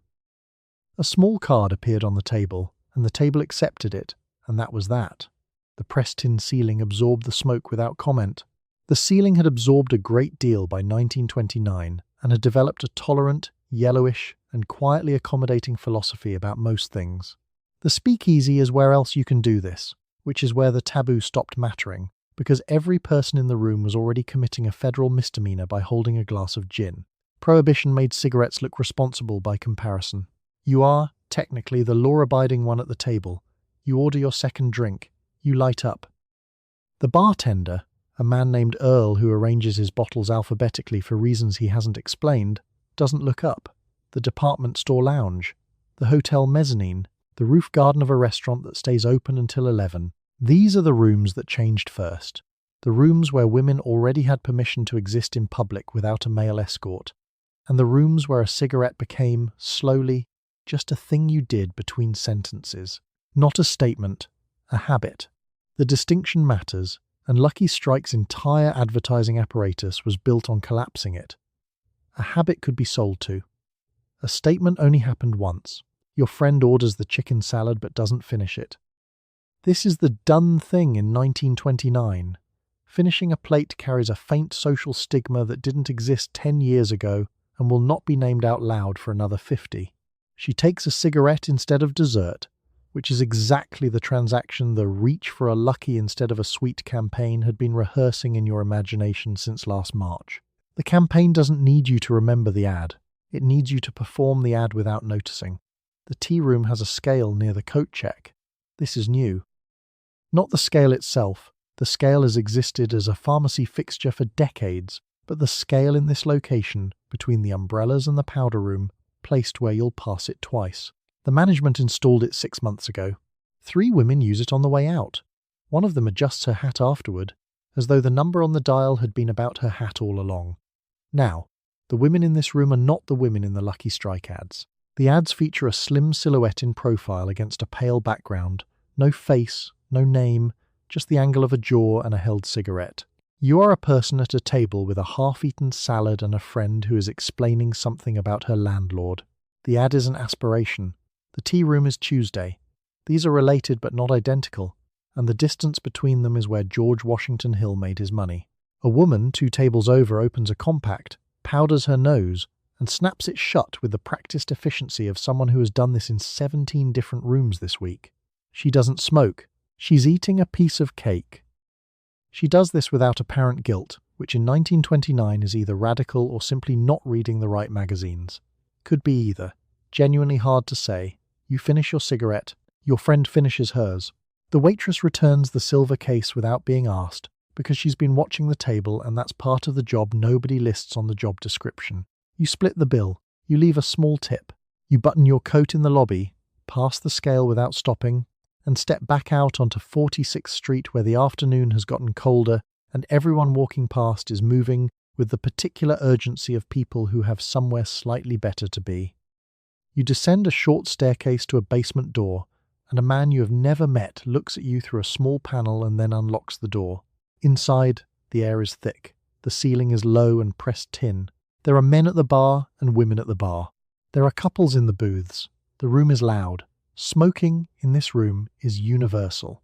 The alcohol you are about to order is illegal under the federal law that has been in effect for almost a decade. The cigarette in your hand is, by comparison, an entirely respectable thing. Prohibition has its own social algebra. The moment you walk into a speakeasy, you have already committed the larger infraction. You have spoken a password to a stranger. You have descended a staircase. You have located an unlicensed bar operating inside a building that is also, technically, a hat shop. After all of that, lighting a cigarette is not a transgression. It is practically good manners. Before Prohibition, most saloons had no women in them at all, or kept them in a separate entrance, a separate parlour, a separate everything. The speakeasy doesn't have a separate parlour. It has one room, one bar, and a piano player who knows when to play louder. You sit at the same bar as the men. You order the same drink. You reach for the same ashtray. The gender sorting that organized every other commercial space in American life simply doesn't apply here, because none of this is supposed to exist in the first place. A woman named Ruthie, 3 stools down, composed, unhurried, and entirely her own audience, orders a gin Ricky without consulting the man next to her. She taps her cigarette on the edge of the ashtray. She does not look around first. That's the tell. She doesn't look around. Outside, 2 years ago, a woman smoking in public would have performed a small calculation before lighting up. In here, the calculation is already done.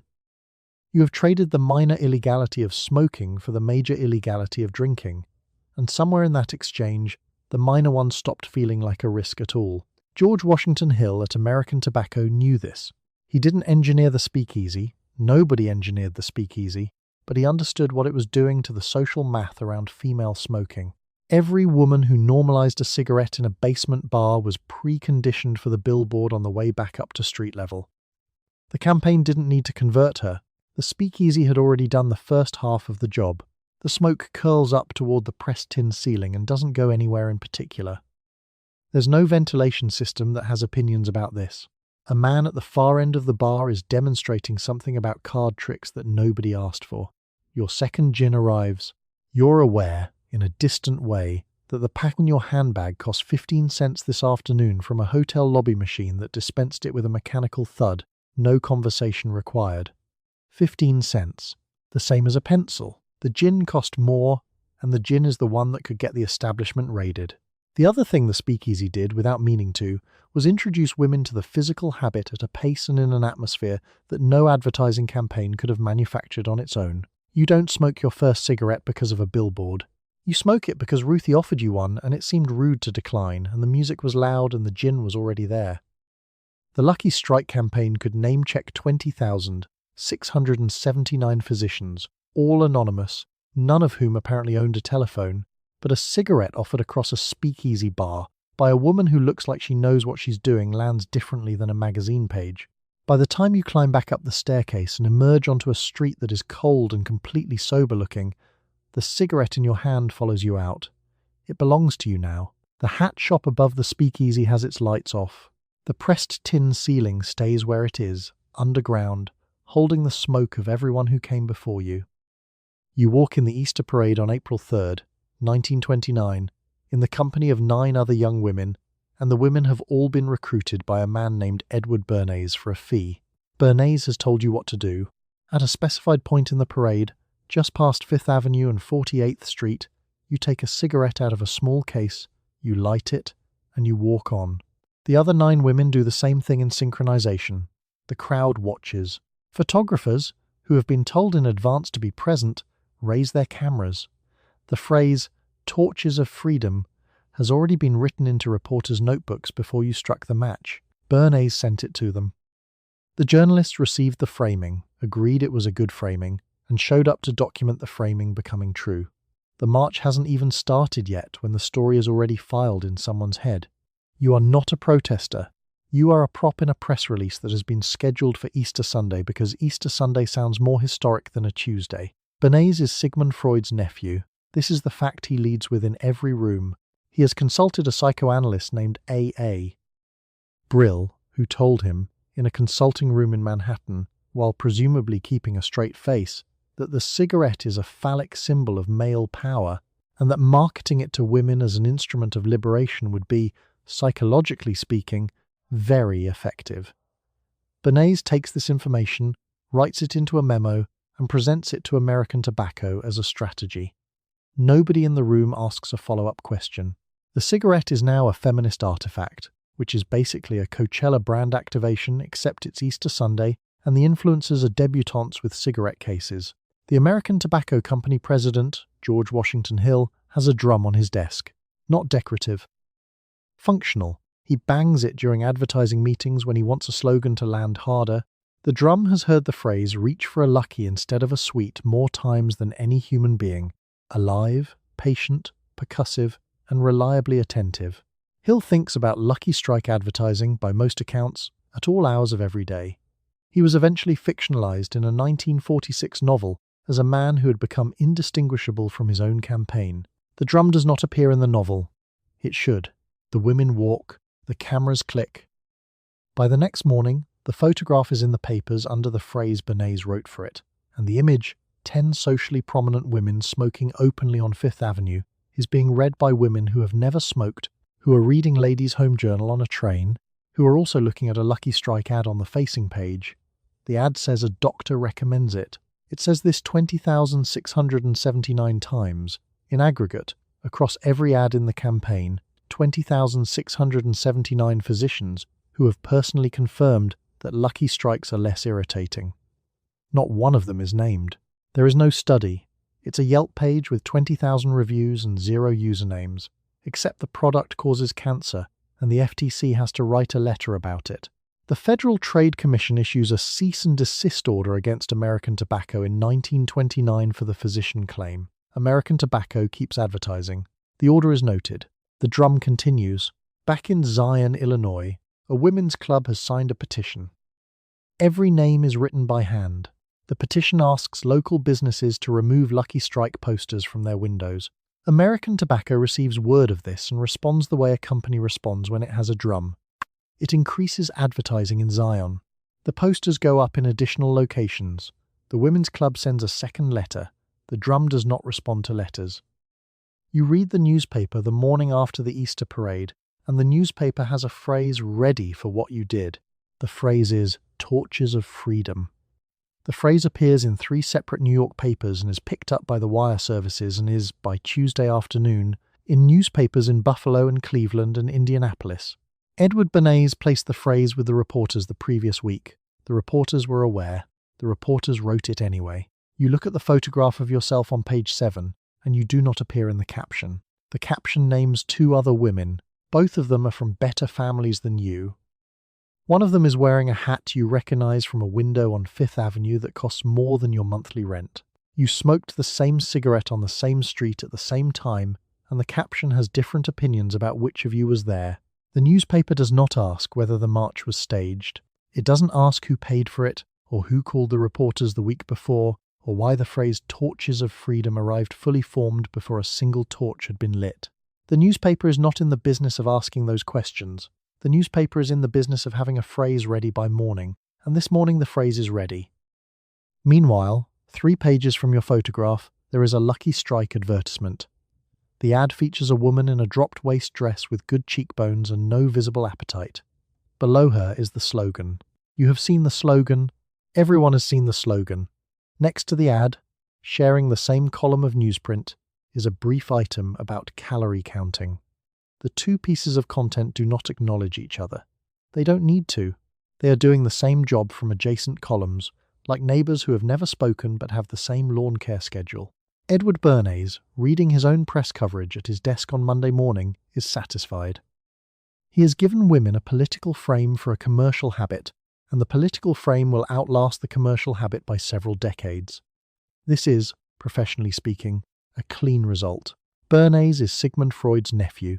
He has access to frameworks most advertisers don't. The psychoanalyst A.A. Brill told him that cigarettes were a phallic symbol of male power, and Bernays took that information and made it into an Easter parade, which is either the most impressive thing that has ever happened in marketing or a very specific kind of crime. Both, probably.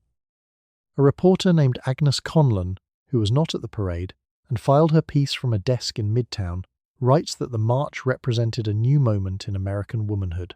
Agnes uses the phrase "torches of freedom" twice. She underlines her draft copy and puts a small star in the margin next to the second use, the way you mark a line you're proud of. The star is for the phrase. Agnes did not write the phrase. The phrase arrived in her notes on a card from a public relations office. Agnes files the piece anyway, draws the star anyway, feels the small, clean pride of a sentence landing right. The sentence did land right. That part wasn't wrong. By Wednesday, the story has moved on. There are other stories. A senator says something. A ship arrives. The photograph on page 7 is already lining the bottom of someone's birdcage in Queens, which is where most history ends up eventually. Useful, flat, and slightly damp. You still have half a pack in your coat pocket. 15 cents at the drugstore on Saturday. The pack is green and white and has the confident posture of something that knows it won. You learn, much later and from a different source, that the parade was designed in the office of a New York psychoanalyst named A.A. Brill. Brill is one of the first practitioners of psychoanalysis in the United States. Brill told Bernays in a private consultation paid for by the American Tobacco Company that the cigarette is, in psychoanalytic terms, a phallic symbol of male power. Brill suggested that selling cigarettes to women as instruments of liberation would be psychologically effective. Bernays wrote this down. The march was planned within the week. You did not know any of this at the time. Brill's office is not an office. It's a consulting room on West 88th Street with very good curtains and a notepad that has seen a considerable number of private confessions. Brill sits across from Bernays in a good chair, calm, certain, and entirely uncontradicted. He speaks. He draws a small diagram on letterhead, the kind of diagram that should probably never leave the building, and says, in a level voice, "The cigarette is a phallic symbol of a power that women have been denied." Bernays nods. The diagram stays on the letterhead. The letterhead is billed to American Tobacco at a rate that is not disclosed to you. The deliverable is a national habit. The slide deck is a single sheet of cream paper. The engineering is visible from the chair, if you know to look. The consultation isn't market research. There's no focus group, no survey, no pilot city. There's one psychoanalyst in a good chair. A nephew of Sigmund Freud taking notes would do what a decade of billboard advertising had not. The image is a woman on a public street, smoking without apology. The place is Fifth Avenue. The occasion is Easter Sunday, which Bernays chooses specifically because the newspapers will already be there. Meanwhile, Bernays types a press advisory and sends it to reporters before the march exists. The phrase "torches of freedom" is in the advisory. 3 of the reporters who cover the march on April 3rd use the phrase in their copy. None of them invented it. It doesn't matter. By Tuesday morning, the phrase belongs to the event, and the event belongs to history, and the history belongs to Lucky Strike, whose name appears nowhere in the press advisory because Bernays understood that a brand visible in the frame ruins the photograph. A woman named Margaret, one of the women Bernays recruited from socially prominent circles, chosen because her name in a caption would read well, lights her cigarette at the corner of 34th Street. She's been briefed. She knows the phrase. She's been told this is about liberation, and she believes it, which is the most efficient kind of performer, the one who doesn't know she's in an ad. Margaret holds the cigarette the way Brill's diagram suggested without ever meeting Brill. She doesn't know about the diagram. She doesn't know about the letterhead. The Brill consultation costs American Tobacco a fee that is modest against what the march will eventually generate. Lucky Strike's market share sits at roughly 14% in 1925. By 1930, after Bernays and Brill and Margaret and the phrase and the wire services and the calorie counting pages in vogue, it will be 38%. That is not a coincidence. That is a diagram on letterhead, executed at scale. The letterhead sits in a drawer. Brill publishes nothing about the consultation. Bernays mentions it later, in a memoir, with a satisfaction that is audible across several decades. The American Tobacco Company does not mention it at all. The curtains in the consulting room on West 88th Street never open onto Fifth Avenue. The diagram, if it still exists, is somewhere in an archive that nobody has catalogued, between two other documents about entirely different anxieties. The march happened. The phrase stuck. You reach for a lucky. Brill's office was very quiet. You read about a women's club in Zion, Illinois, that has gathered 92 signatures on a petition to remove Lucky Strike posters from 3 businesses on Sheridan Road. The women in the club have written each name by hand on a single sheet of paper. The names include teachers, 2 pharmacists' wives, the postmistress, and a Methodist Sunday school director. The petition is polite. The petition is specific. The petition asks the proprietors to consider the message the posters send to schoolgirls. You read the article twice. The petition is dated April of 1929. The posters in question show a slender woman declining a chocolate box with the calm authority of someone who has never once been hungry. The tagline runs beneath her in clean sans serif, "Reach for a lucky instead of a sweet." She is not reaching for anything. She is simply not eating. The poster has hung in the window of at least one of these Sheridan Road businesses since February, and the Sunday school director has walked past it 11 times. American Tobacco receives word of the petition by interoffice memo on a Tuesday morning. The company does not issue a statement. The company does not negotiate. A regional sales manager named Gerald Pruitt, who carries his sample case with the practiced, unbothered, faintly proprietary ease of a man who has never been told no by anyone he considered important, increases the advertising buy in Zion and the 2 surrounding towns. More posters, same slogan. Gerald does not mention the petition in his report. He notes only that regional placements have been expanded. He sets his hat down on the front counter of Zion's only drugstore, asks the proprietor how the campaign is performing, listens for exactly the length of time professional courtesy requires, and then specifies a new poster on the wall opposite the soda fountain. The hat goes back on. He drives to Waukegan. The arithmetic sits on the desk in 2 stacks. 92 signatures on a handwritten sheet versus a company that spent roughly $19 million on advertising in 1929 alone. The petition does not have a budget. The petition has the postmistress and a very firm sense of civic duty. American Tobacco has Lord & Thomas in Chicago, and Albert Lasker, who considers $19 million a reasonable opening position. The petition is 1 page. It has good penmanship. Mr. Halloran, who owns the corner drugstore on Sheridan Road, reads the petition once at his counter while the soda fountain hisses behind him. He folds it in half. He folds it again. He places it under the cash register drawer, where last week's receipts also live.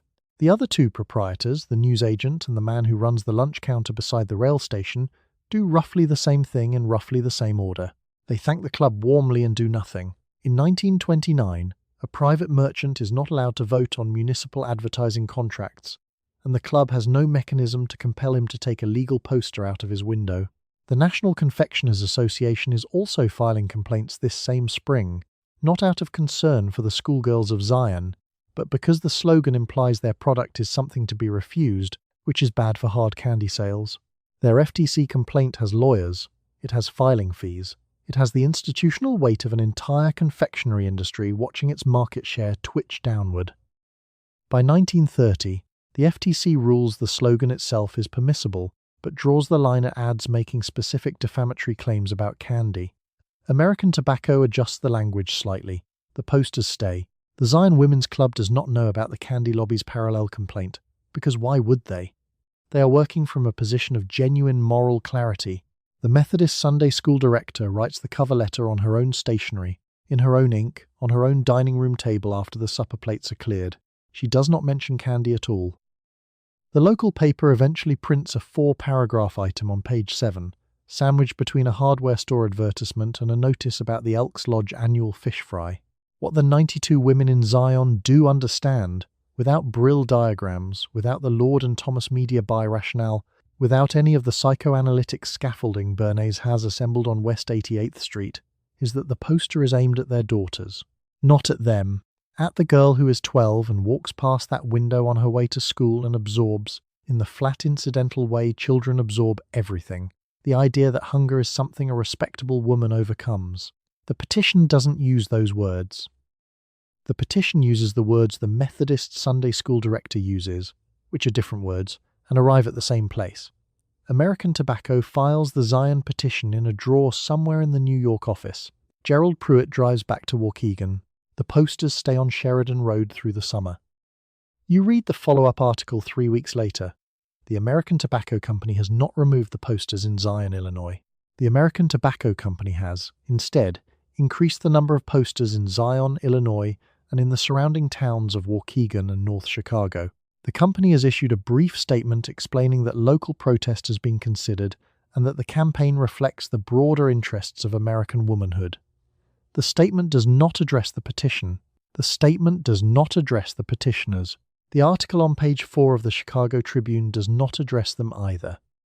The petitioners are, for the record, 92 women who signed their names by hand to a document requesting that a cigarette poster be taken down from the window of a dry goods store on Sheridan Road.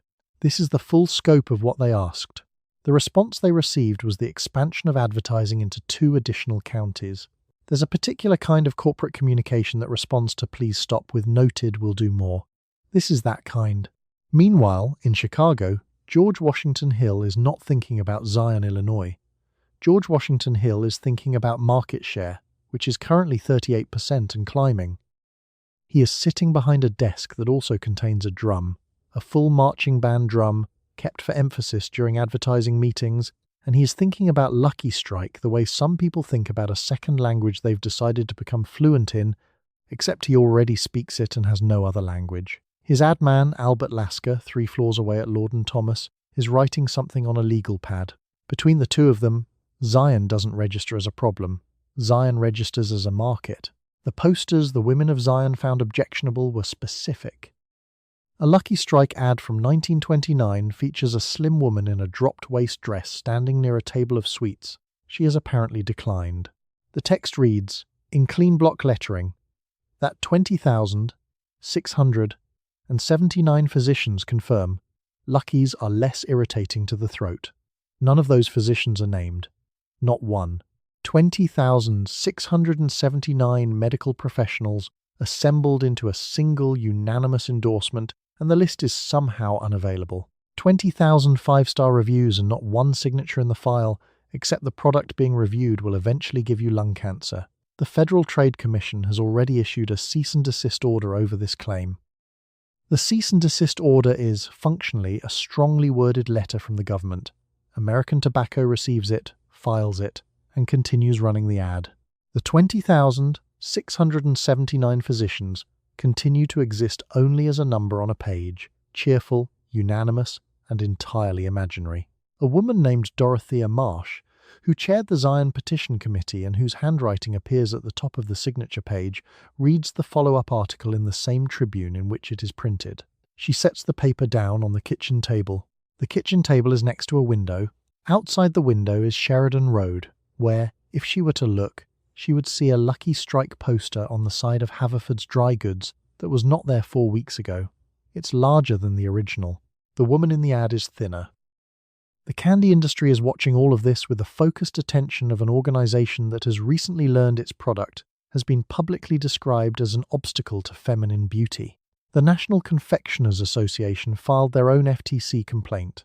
The 1930 ruling came back with a finding that the slogan itself, "Reach for a lucky instead of a sweet," was permissible under existing advertising law, but that specific defamatory claims about candy were actionable. This is the government's version of "you can say that, but not that."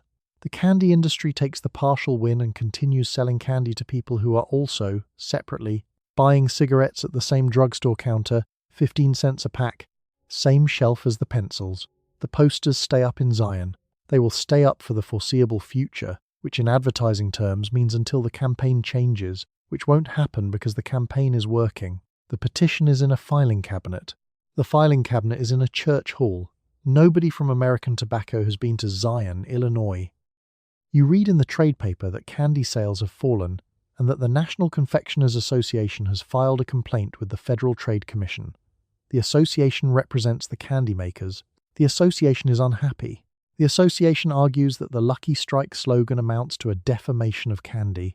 The complaint runs to several hundred pages and includes testimony from the owner of a small candy company in Pennsylvania who claims his sales are down by a third. You finish the article. You do not buy a chocolate at lunch. You light a cigarette instead. The candy industry's position is, technically, correct. Reach for a lucky instead of a sweet does not say candy is bad for you. It just implies it, loudly, in every women's magazine in America, once a month, for 2 years running. The National Confectioners Association is trying to litigate a feeling, which is basically a Yelp review war fought through actual lawyers. That's a difficult thing to put in a brief. The candy makers want one specific thing. They want the FTC to rule that the slogan is defamatory, that American Tobacco has slandered the entire confectionery industry by implying that a chocolate caramel is somehow the enemy of the modern woman. The complaint cites lost revenue. It cites market share data. It cites the Pennsylvania Candy Man, whose name is somewhere in the middle of page 47, next to a handwritten ledger showing exactly how much his Christmas season underperformed. Neat, careful, and quietly devastating. The FTC takes the complaint seriously. This is 1929. The FTC takes many things seriously and changes very few of them. By 1930, the ruling arrives. The slogan stands. Reach for a lucky instead of a sweet is permissible. What the FTC does restrict is the specific defamatory language, the ads that called candy fattening by name, the copy that described sweets as the direct enemy of the slim figure. Those sentences are actionable. The general implication that you, personally, are making a health choice by lighting up instead of reaching for a bonbon that remains entirely legal and continues to run in vogue.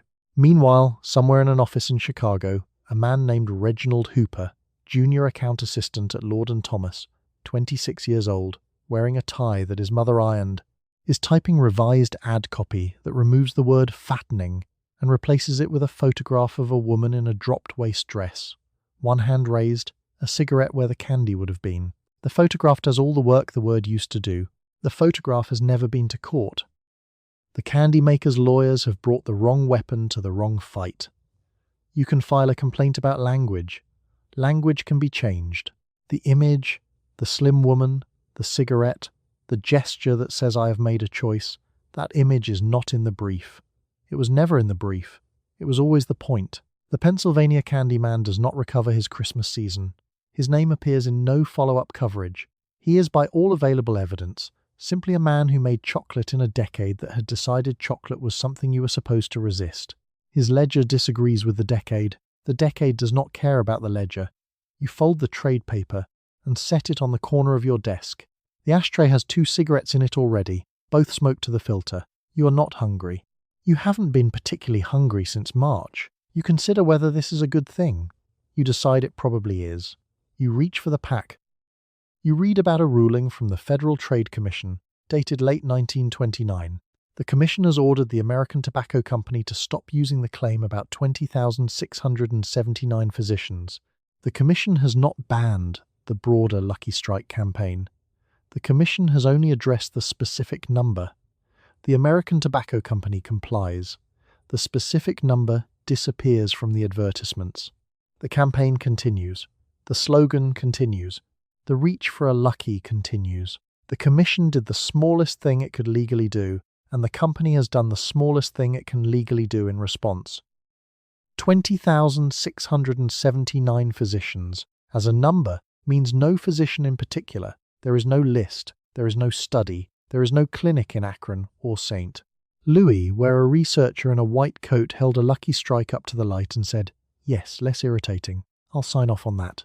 The number had been selected because it was large enough to sound scientific and specific enough to sound real.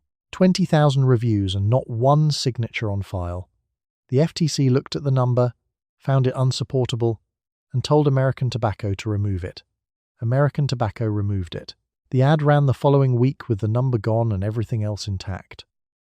A copywriter, somewhere in Lord and Thomas, not Reginald Hooper, someone above him, makes a small notation in the margin of the campaign file. The notation says, "Physicians claim retired."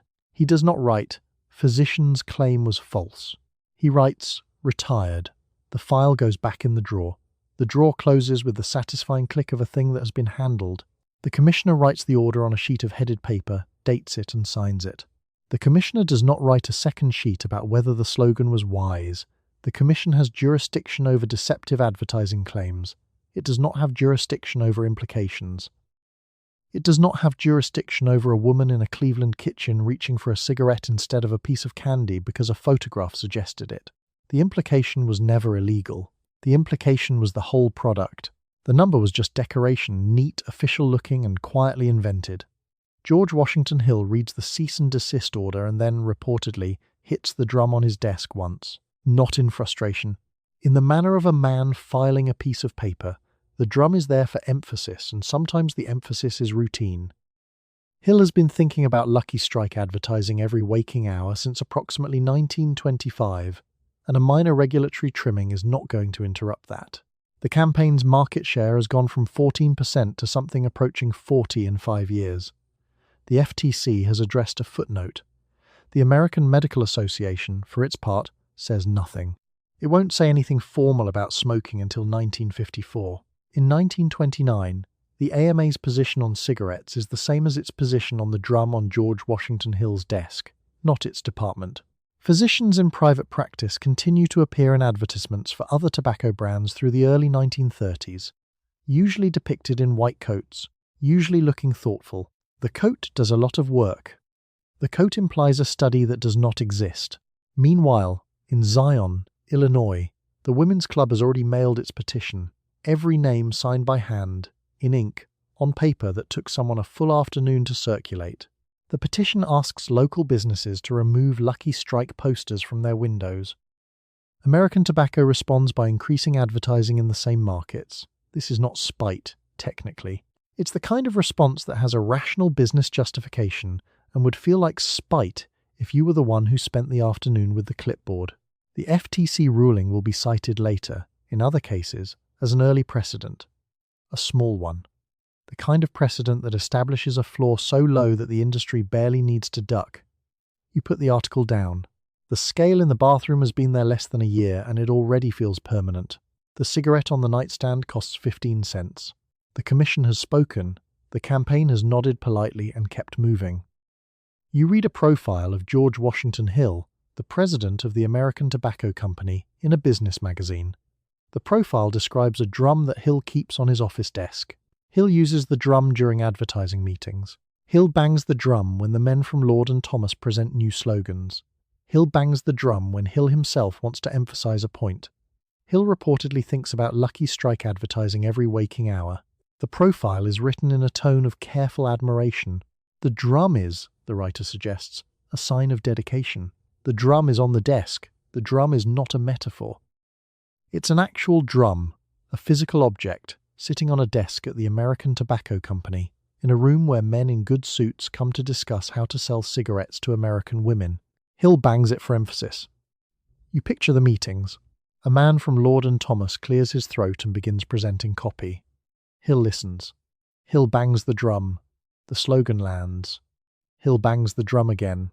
It's basically a TED talk, except the speaker is also the CEO, and he's hitting a marching band drum every time he says the brand name. Everyone in the room treats this as normal professional behavior. Nobody apparently goes home and thinks about it later. Albert Lasker sits on the other side of that desk. Lasker runs Lord and Thomas out of Chicago, which is the most powerful advertising agency in the country at this particular moment. Lasker doesn't bang a drum. Lasker thinks in reach and frequency and market share percentages, which is the kind of thinking that produces slogans like "reach for a lucky instead of a sweet," 6 words that tell an American woman to put down the candy and pick up a lit cigarette instead, framed as dietary advice. The slogan is the product of 2 men, one who understood persuasion as a numbers game, and one who kept a drum on his desk to confirm when a number felt right. The partnership works. Lucky Strike's market share sits at roughly 14% in 1925. By 1930, it's closer to 38. That's not a campaign. That's a conversion. The women who used to buy a nickel candy bar on the way home from the typing pool are now stopping at the hotel lobby vending machine for a 15-cent pack of Luckies instead. Same gesture, different product. Significantly more carcinogenic outcome. The vending machine doesn't comment on this trade. It takes the coin and opens. You open Ladies' Home Journal at the kitchen table, and the ad is on the left page, the calorie counting feature on the right. You read the ad. You read the feature. The ad says Luckies keep you slender. The feature explains, in helpful numbered steps, how to track your daily intake. Neither piece of paper acknowledges the other. They don't have to. You connect them yourself, because you've been handed every piece of that logic separately and you've done the assembly on your own time. Margaret Howell, a junior copywriter at Lord & Thomas who nobody will ever write a profile about, types the physician endorsement language for the 4th time this quarter. She adjusts the phrasing. She does not ask where the 20,679 physicians came from. That's not her department. Her department is the sentence. The sentence is done. She moves to the next one. Hill reportedly said he thought about Lucky Strike advertising every waking hour. The profile writer found this admirable. You find it clarifying. Hill did not stumble into selling cigarettes to women as an appetite suppressant. Hill thought about it every waking hour, with a drum, while Lasker ran the numbers in the office across the hall, while Margaret typed the sentences at her steady, quiet, methodical pace, while the vending machine in the hotel lobby took the coins. The drum is on the desk. Everyone is doing their job. You read, in a small Midwestern paper your aunt sent in the mail, a column written by Dr. John Harvey Kellogg from Battle Creek, Michigan. Kellogg runs a sanitarium. Kellogg invented a breakfast cereal.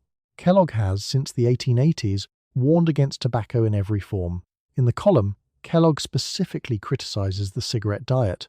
Kellogg points out that the cigarettes cause harm. Kellogg points out that the harm is cumulative. Kellogg points out that the harm is not yet measurable but will be. Kellogg is 66 years old. The American Medical Association will not endorse Kellogg's position for another 25 years. The paper is thin. The ink is slightly smeared. You fold it and set it next to the ashtray. Battle Creek is a small city in southwestern Michigan, population just under 50,000, and it has no particular reason to be famous except that Kellogg made it famous by accident while trying to cure wealthy people of constipation. His sanitarium, he calls it the SAN, runs on a strict anti-stimulant philosophy. No alcohol, no caffeine, no meat, no tobacco, no anything that might agitate the nervous system beyond its optimal resting state. Kellogg's idea of a good morning involves yogurt enemas and vigorous chewing. It is, in its way, the most aggressive wellness brand of the 19th century, still running on fumes into the 20th. The cereal is the part that got away from him. He invented it for patients. Someone else commercialized it, started a company, and got very rich. Kellogg did not. Kellogg went back to Battle Creek and kept issuing warnings, which is what he does. He has been issuing warnings since before the Lucky Strike campaign existed, before Albert Lasker had an opinion about women's lungs, before George Washington Hill's desk drum entered the advertising record. Kellogg warned early. Kellogg warned continuously. Kellogg warned into a room that was not listening. His specific argument against the cigarette diet is medically reasonable and, in 1929, almost entirely ignored. He says the nicotine suppresses appetite, yes, but that it does so by interfering with the body's normal signals, not by improving them. He says the weight you lose is not fat, cleanly shed. It is weight lost alongside lung capacity and vascular integrity. He says you are trading one problem for a slower, less visible problem with a longer fuse. He is correct. He won't see the data that proves it. The Doll and Hill paper establishing the statistical link between smoking and lung cancer won't appear until 1950. The Surgeon General's report won't land until 1964. Kellogg will be dead by 1943. He gets none of the vindication. Just the column in the small Midwestern paper. Meanwhile, in New York, a Lucky Strike ad runs in the same issue of Ladies' Home Journal as a recipe for chiffon cake. The ad features a slim woman in a dropped-waist dress. She is holding a cigarette with the posture of someone who has recently made a good decision. The copy says her figure speaks for itself. The copy does not mention that 20,679 physicians, all of them anonymous, none of them cited, have reportedly confirmed that Luckies are less irritating. That claim ran in a different ad, in a different issue, and the Federal Trade Commission is currently preparing a cease and desist order about it. The industry keeps moving. Back in Battle Creek, a sanitarium patient named Mrs. Edna Graft, here for her nerves and a persistent digestive complaint, picks up the same Kellogg column from a stack of approved reading material in the solarium. She reads it carefully. She sets it down.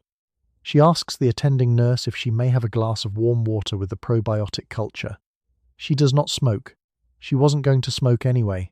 She is 61 from Akron, and she distrusts anything sold in a drugstore vending machine, packaged, mechanical, and reliably unsentimental. The column lands with her like a pebble dropped in a pond, small ripple, still water. The column does not run in Vogue. It does not run in Harper's Bazaar. It runs in the small Midwestern paper your aunt sent, the one with the slightly smeared ink, and it sits on the table next to the ashtray, until the ashtray gets emptied and the paper gets moved and eventually neither of them is where you left them. You wake up at 5:30 with a small cough that has been with you for 3 months. The cough is dry. The cough lives in the back of your throat. The cough produces, after a few minutes of contraction, a small amount of clear material that you spit into a handkerchief. The handkerchief is laundered weekly. The cough is not yet bad enough to mention to the doctor. The cough is not yet bad enough to mention to your husband. The cough belongs to you alone. You light a cigarette to clear it. The cigarette does not clear it. The cigarette introduces a secondary sensation that temporarily overwhelms the first sensation, which you experience as relief. These are not the same thing. You finish the cigarette. You feel better. The cough returns by 9 o'clock, quieter now, better behaved, content to sit in the corner and say nothing while you type or file or pour coffee for someone who will not thank you for it. Your body, in the meantime, is doing the work the ad described. You feel the second cigarette of the morning settle in behind your sternum, and the small ache in your stomach that had been there since waking goes flat. Nicotine has reached the hypothalamus, a small, opinionated, reliably bossy region of the brain that handles hunger signals, among other things, and told it to quiet down. Your appetite drops.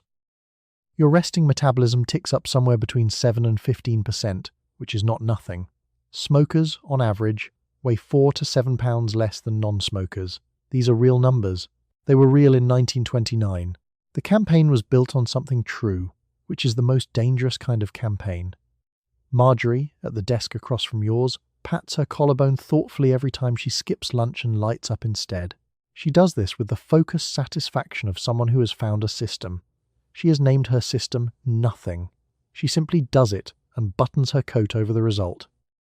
The Lucky Strike ad in your magazine shows a woman in a dropped waist dress, waist entirely absent as required by the dress, holding a cigarette at clavicle height. The copy reads, "Reach for a Lucky instead of a sweet." The woman is not coughing. The woman will never cough. She exists in a state of permanent pre-cough, which is technically called health. The 30-year math begins at this kitchen table. You are 24. You started smoking in 1927. You smoke a pack and a half a week, which at 15 cents a pack is not ruinous, though it is roughly equivalent to what you spend on stockings. The cough is 3 months old. The cough will be given no name for another 3 decades, partly because the language doesn't exist yet, partly because the American Medical Association will not have a formal position on any of this until 1954, and partly because the 20,679 physicians who endorsed Lucky's as less irritating have apparently no opinion on the matter. All 20,679 of them, silent. The Doll and Hill paper won't land in the British Medical Journal until 1950. The Surgeon General's report won't arrive until 1964. The cough you have right now exists in a 35-year gap between the cigarette and the documentation. You are in the gap. The gap is very quiet. The gap smells like tobacco and laundered cotton. You fold the handkerchief. You put it in your pocket. You have a figure that fits the dress and a system that maintains it and a small dry cough that is not yet anyone's business. The cough has been patient. It is in no hurry. You go to the cinema in 1933 and Jean Harlow is on the screen. Jean Harlow is not built like Clara Bow. Jean Harlow has hips and shoulders and a chest the camera does not flatten. Mae West, in the next picture, has more of all three. The country is in the Depression. The country has decided, somewhere quietly, that the boyish flapper figure of 1928 was a luxury of a richer year. You sit in the dark and you look at Jean Harlow and you think about the pack of Luckies in your handbag. The pack is still half full. The tubular silhouette had a good run. 5, maybe 6 years of dropped waists and flattened chests and dropped hems and then raised hems, and the whole architectural project of looking like a very elegant lamppost. It required work. It required the cigarette and the grapefruit and the bathroom scale on the tile floor, all three of them watching you with the same expression. Now Harlow is on every magazine cover in a bias-cut satin gown that requires something closer to an actual body, and the scale's opinion is no longer the only opinion in the room. The Lucky Strike campaign begins to feel the floor shift in 1933. The reach for a lucky instead of a sweet slogan had been built for a specific body ideal, and that ideal is quietly walking off the set. George Washington Hill still has his drum. He's still banging it in meetings, but the woman he was selling to in 1928 is now looking at Jean Harlow in 1933 and recalculating what she's supposed to be reaching for. The slogan doesn't change, the women do. Dorothy stands at her kitchen counter on a Thursday evening in 1932 and counts the coins in the chipped saucer beside the sink. The Depression did not kill the appetite suppression pitch. Nothing as profitable as a daily consumable with a physiological hook dies that cleanly. But Dorothy is doing arithmetic over the saucer that she did not used to have to do. In 1928, the 15-cent pack went into the basket beside the bread, without comment. Tonight, she puts the coins back, picks up half of them again, sets them down once more. The cigarette that was sold as a beauty product is now competing with actual food for the same small, tarnished, carefully counted coins. Vanity, it turns out, is somewhat income elastic. A woman named Dorothy, counter clerk at a 5 and dime on West 34th Street, shoes resoled twice this year, opens her copy of Ladies' Home Journal in the break room, and the Lucky Strike ad is still there. Same green oval. Same implied physician consensus. The ad has not updated its tone to acknowledge that things are different. The ad is still talking to her like it's 1928 and she has a cocktail party on Saturday. Dorothy smokes her lunch break cigarette anyway. Not for the figure, for the 15 minutes. The candy industry, which had spent 4 years filing complaints with the Federal Trade Commission and losing, notices the shift too. The National Confectioners Association had gotten the FTC to rule in 1930 that defamatory claims about candy were actionable, a narrow win, mostly useful for lawyers. What they couldn't get was the culture back. The culture had spent half a decade treating chocolate as a small moral failure, and that particular groove in the brain doesn't smooth out just because Jean Harlow has curves. And yet something does loosen. The biological ideal on the screen is rounder. The Hays Code, arriving fully in 1934, scrubs some of the wriggle out of Mae West but can't uninvent her silhouette. The magazines begin running different photographs. The cigarette ad is still there. It will be there for another 20 years, adjusting its claims, retiring the physician count, finding new angles. The cough, the woman from segment 31, developed 3 months ago, is by 1933, 6 months old. The data that would explain it won't arrive for another 17 years. The cinema is warm. Jean Harlow's shoulders fill the frame. You finish the cigarette before the lights come up, because the usher has opinions about that, and you tuck the half-full pack back into your bag for the walk home. You set the pack of Luckies on the dresser before you go to bed, and the pack is half empty, and a fresh pack is in the drawer beside it. The bathroom scale is on the tile floor across the room. The book by Lulu Hunt Peters is on the kitchen shelf 2 doors down. The dress for tomorrow hangs in the closet, low-waisted, narrow at the hip. The ashtray on the bedside table holds the day's last cigarette, smoked to the filter. You turn off the lamp. You will weigh yourself at 7. The pack will be open by 10 past. The scale arrived this decade. That's worth pausing on. Before the 1920s, if you wanted to know how much you weighed, You went to the pharmacy and stood on the public scale near the counter, next to the aspirin and the hair tonic, while a pharmacist watched. Now the scale is yours. It's on your tile floor.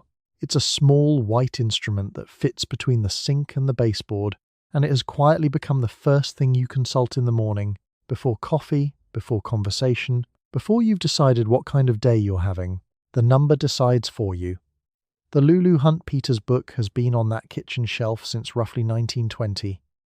She sold 2 million copies, explaining a concept most women had never encountered: the calorie, which is less like a health term and more like a currency you're suddenly being asked to track without a bank. The book begins essentially by defining its own unit of measurement, which is less like a diet guide and more like an instruction manual for a device no one knew they owned.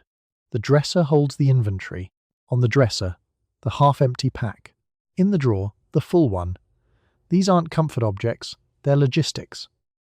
A working week of Lucky's runs you $1 to $1.50 against a clerical wage of maybe $18, which means cigarettes are eating somewhere between 5 and 8% of your income, which is a commitment most household budgets would call a subscription. The pack doesn't call it that. The pack calls it appetite suppression. The distinction is doing a lot of work. You light the day's last cigarette and feel the small ache under your ribs flatten out, and the cigarette wasn't entirely lying. Nicotine acts on the hypothalamus and raises your resting metabolic rate somewhere between 7 and 15%. Smokers averaged 4 to 7 pounds lighter than non-smokers.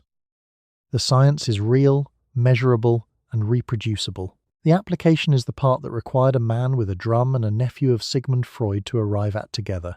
That this is a weight management strategy you should deploy instead of eating a piece of candy. George Washington Hill struck the drum in the New York boardroom. Edward Bernays drafted the brief on West 64th Street. The science did not ask for either of them. The dress in the closet knows nothing about any of this. It just hangs there, dropped waist, narrow hip, requiring a body that reads as approximately tubular. Coco Chanel has been engineering this problem since 1916.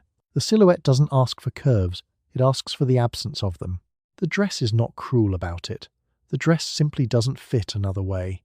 Meanwhile, there's a woman named Margaret in Zion, Illinois, who has signed a petition. Her handwriting is careful.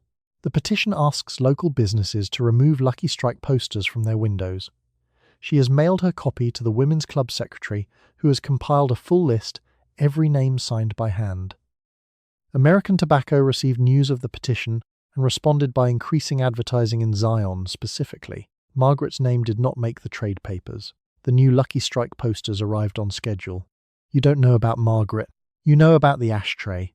The day's last cigarette is in it, and the room smells the way rooms smell at the end of a decade, like something has been burning for a long time and no one has opened a window.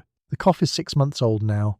The data connecting it to the pack on the dresser is 17 years away, which is a very long time, and also exactly long enough for the industry to fill with something else entirely before anyone counts the cost. You pull the blanket up. The scale is across the room. The number it has for you tomorrow is already fixed. The scale just hasn't told you yet. The pack will be open by 7:10. That part, at least, is dependable. What you did today, weighed yourself on a small white instrument that arrived in your house 12 months ago, got dressed in a tube the dress shop sold you with a straight face, skipped breakfast for half a grapefruit, lit a Lucky before you'd finished a thought, read an ad in Vogue endorsed by 20,679 physicians, none of whom signed their names, watched Clara Bow be 5'2" on a screen the size of a wall, walked past the candy counter, spent 15 cents at the drugstore, smoked through a typewriter ribbon, lit one in the tea room, lit one in the speakeasy, heard a man in a Chicago office bang a drum about your appetite. The Easter parade is on Sunday. The petitioners in Zion are still writing. The FTC is moving slowly. Dr. Kellogg is in Battle Creek being correct and being ignored. It's a tough decade, but someone has to nap through it. Let your shoulders drop. Let the scale wait on the tile floor. Let the pack on the dresser sleep until morning. Sleep well.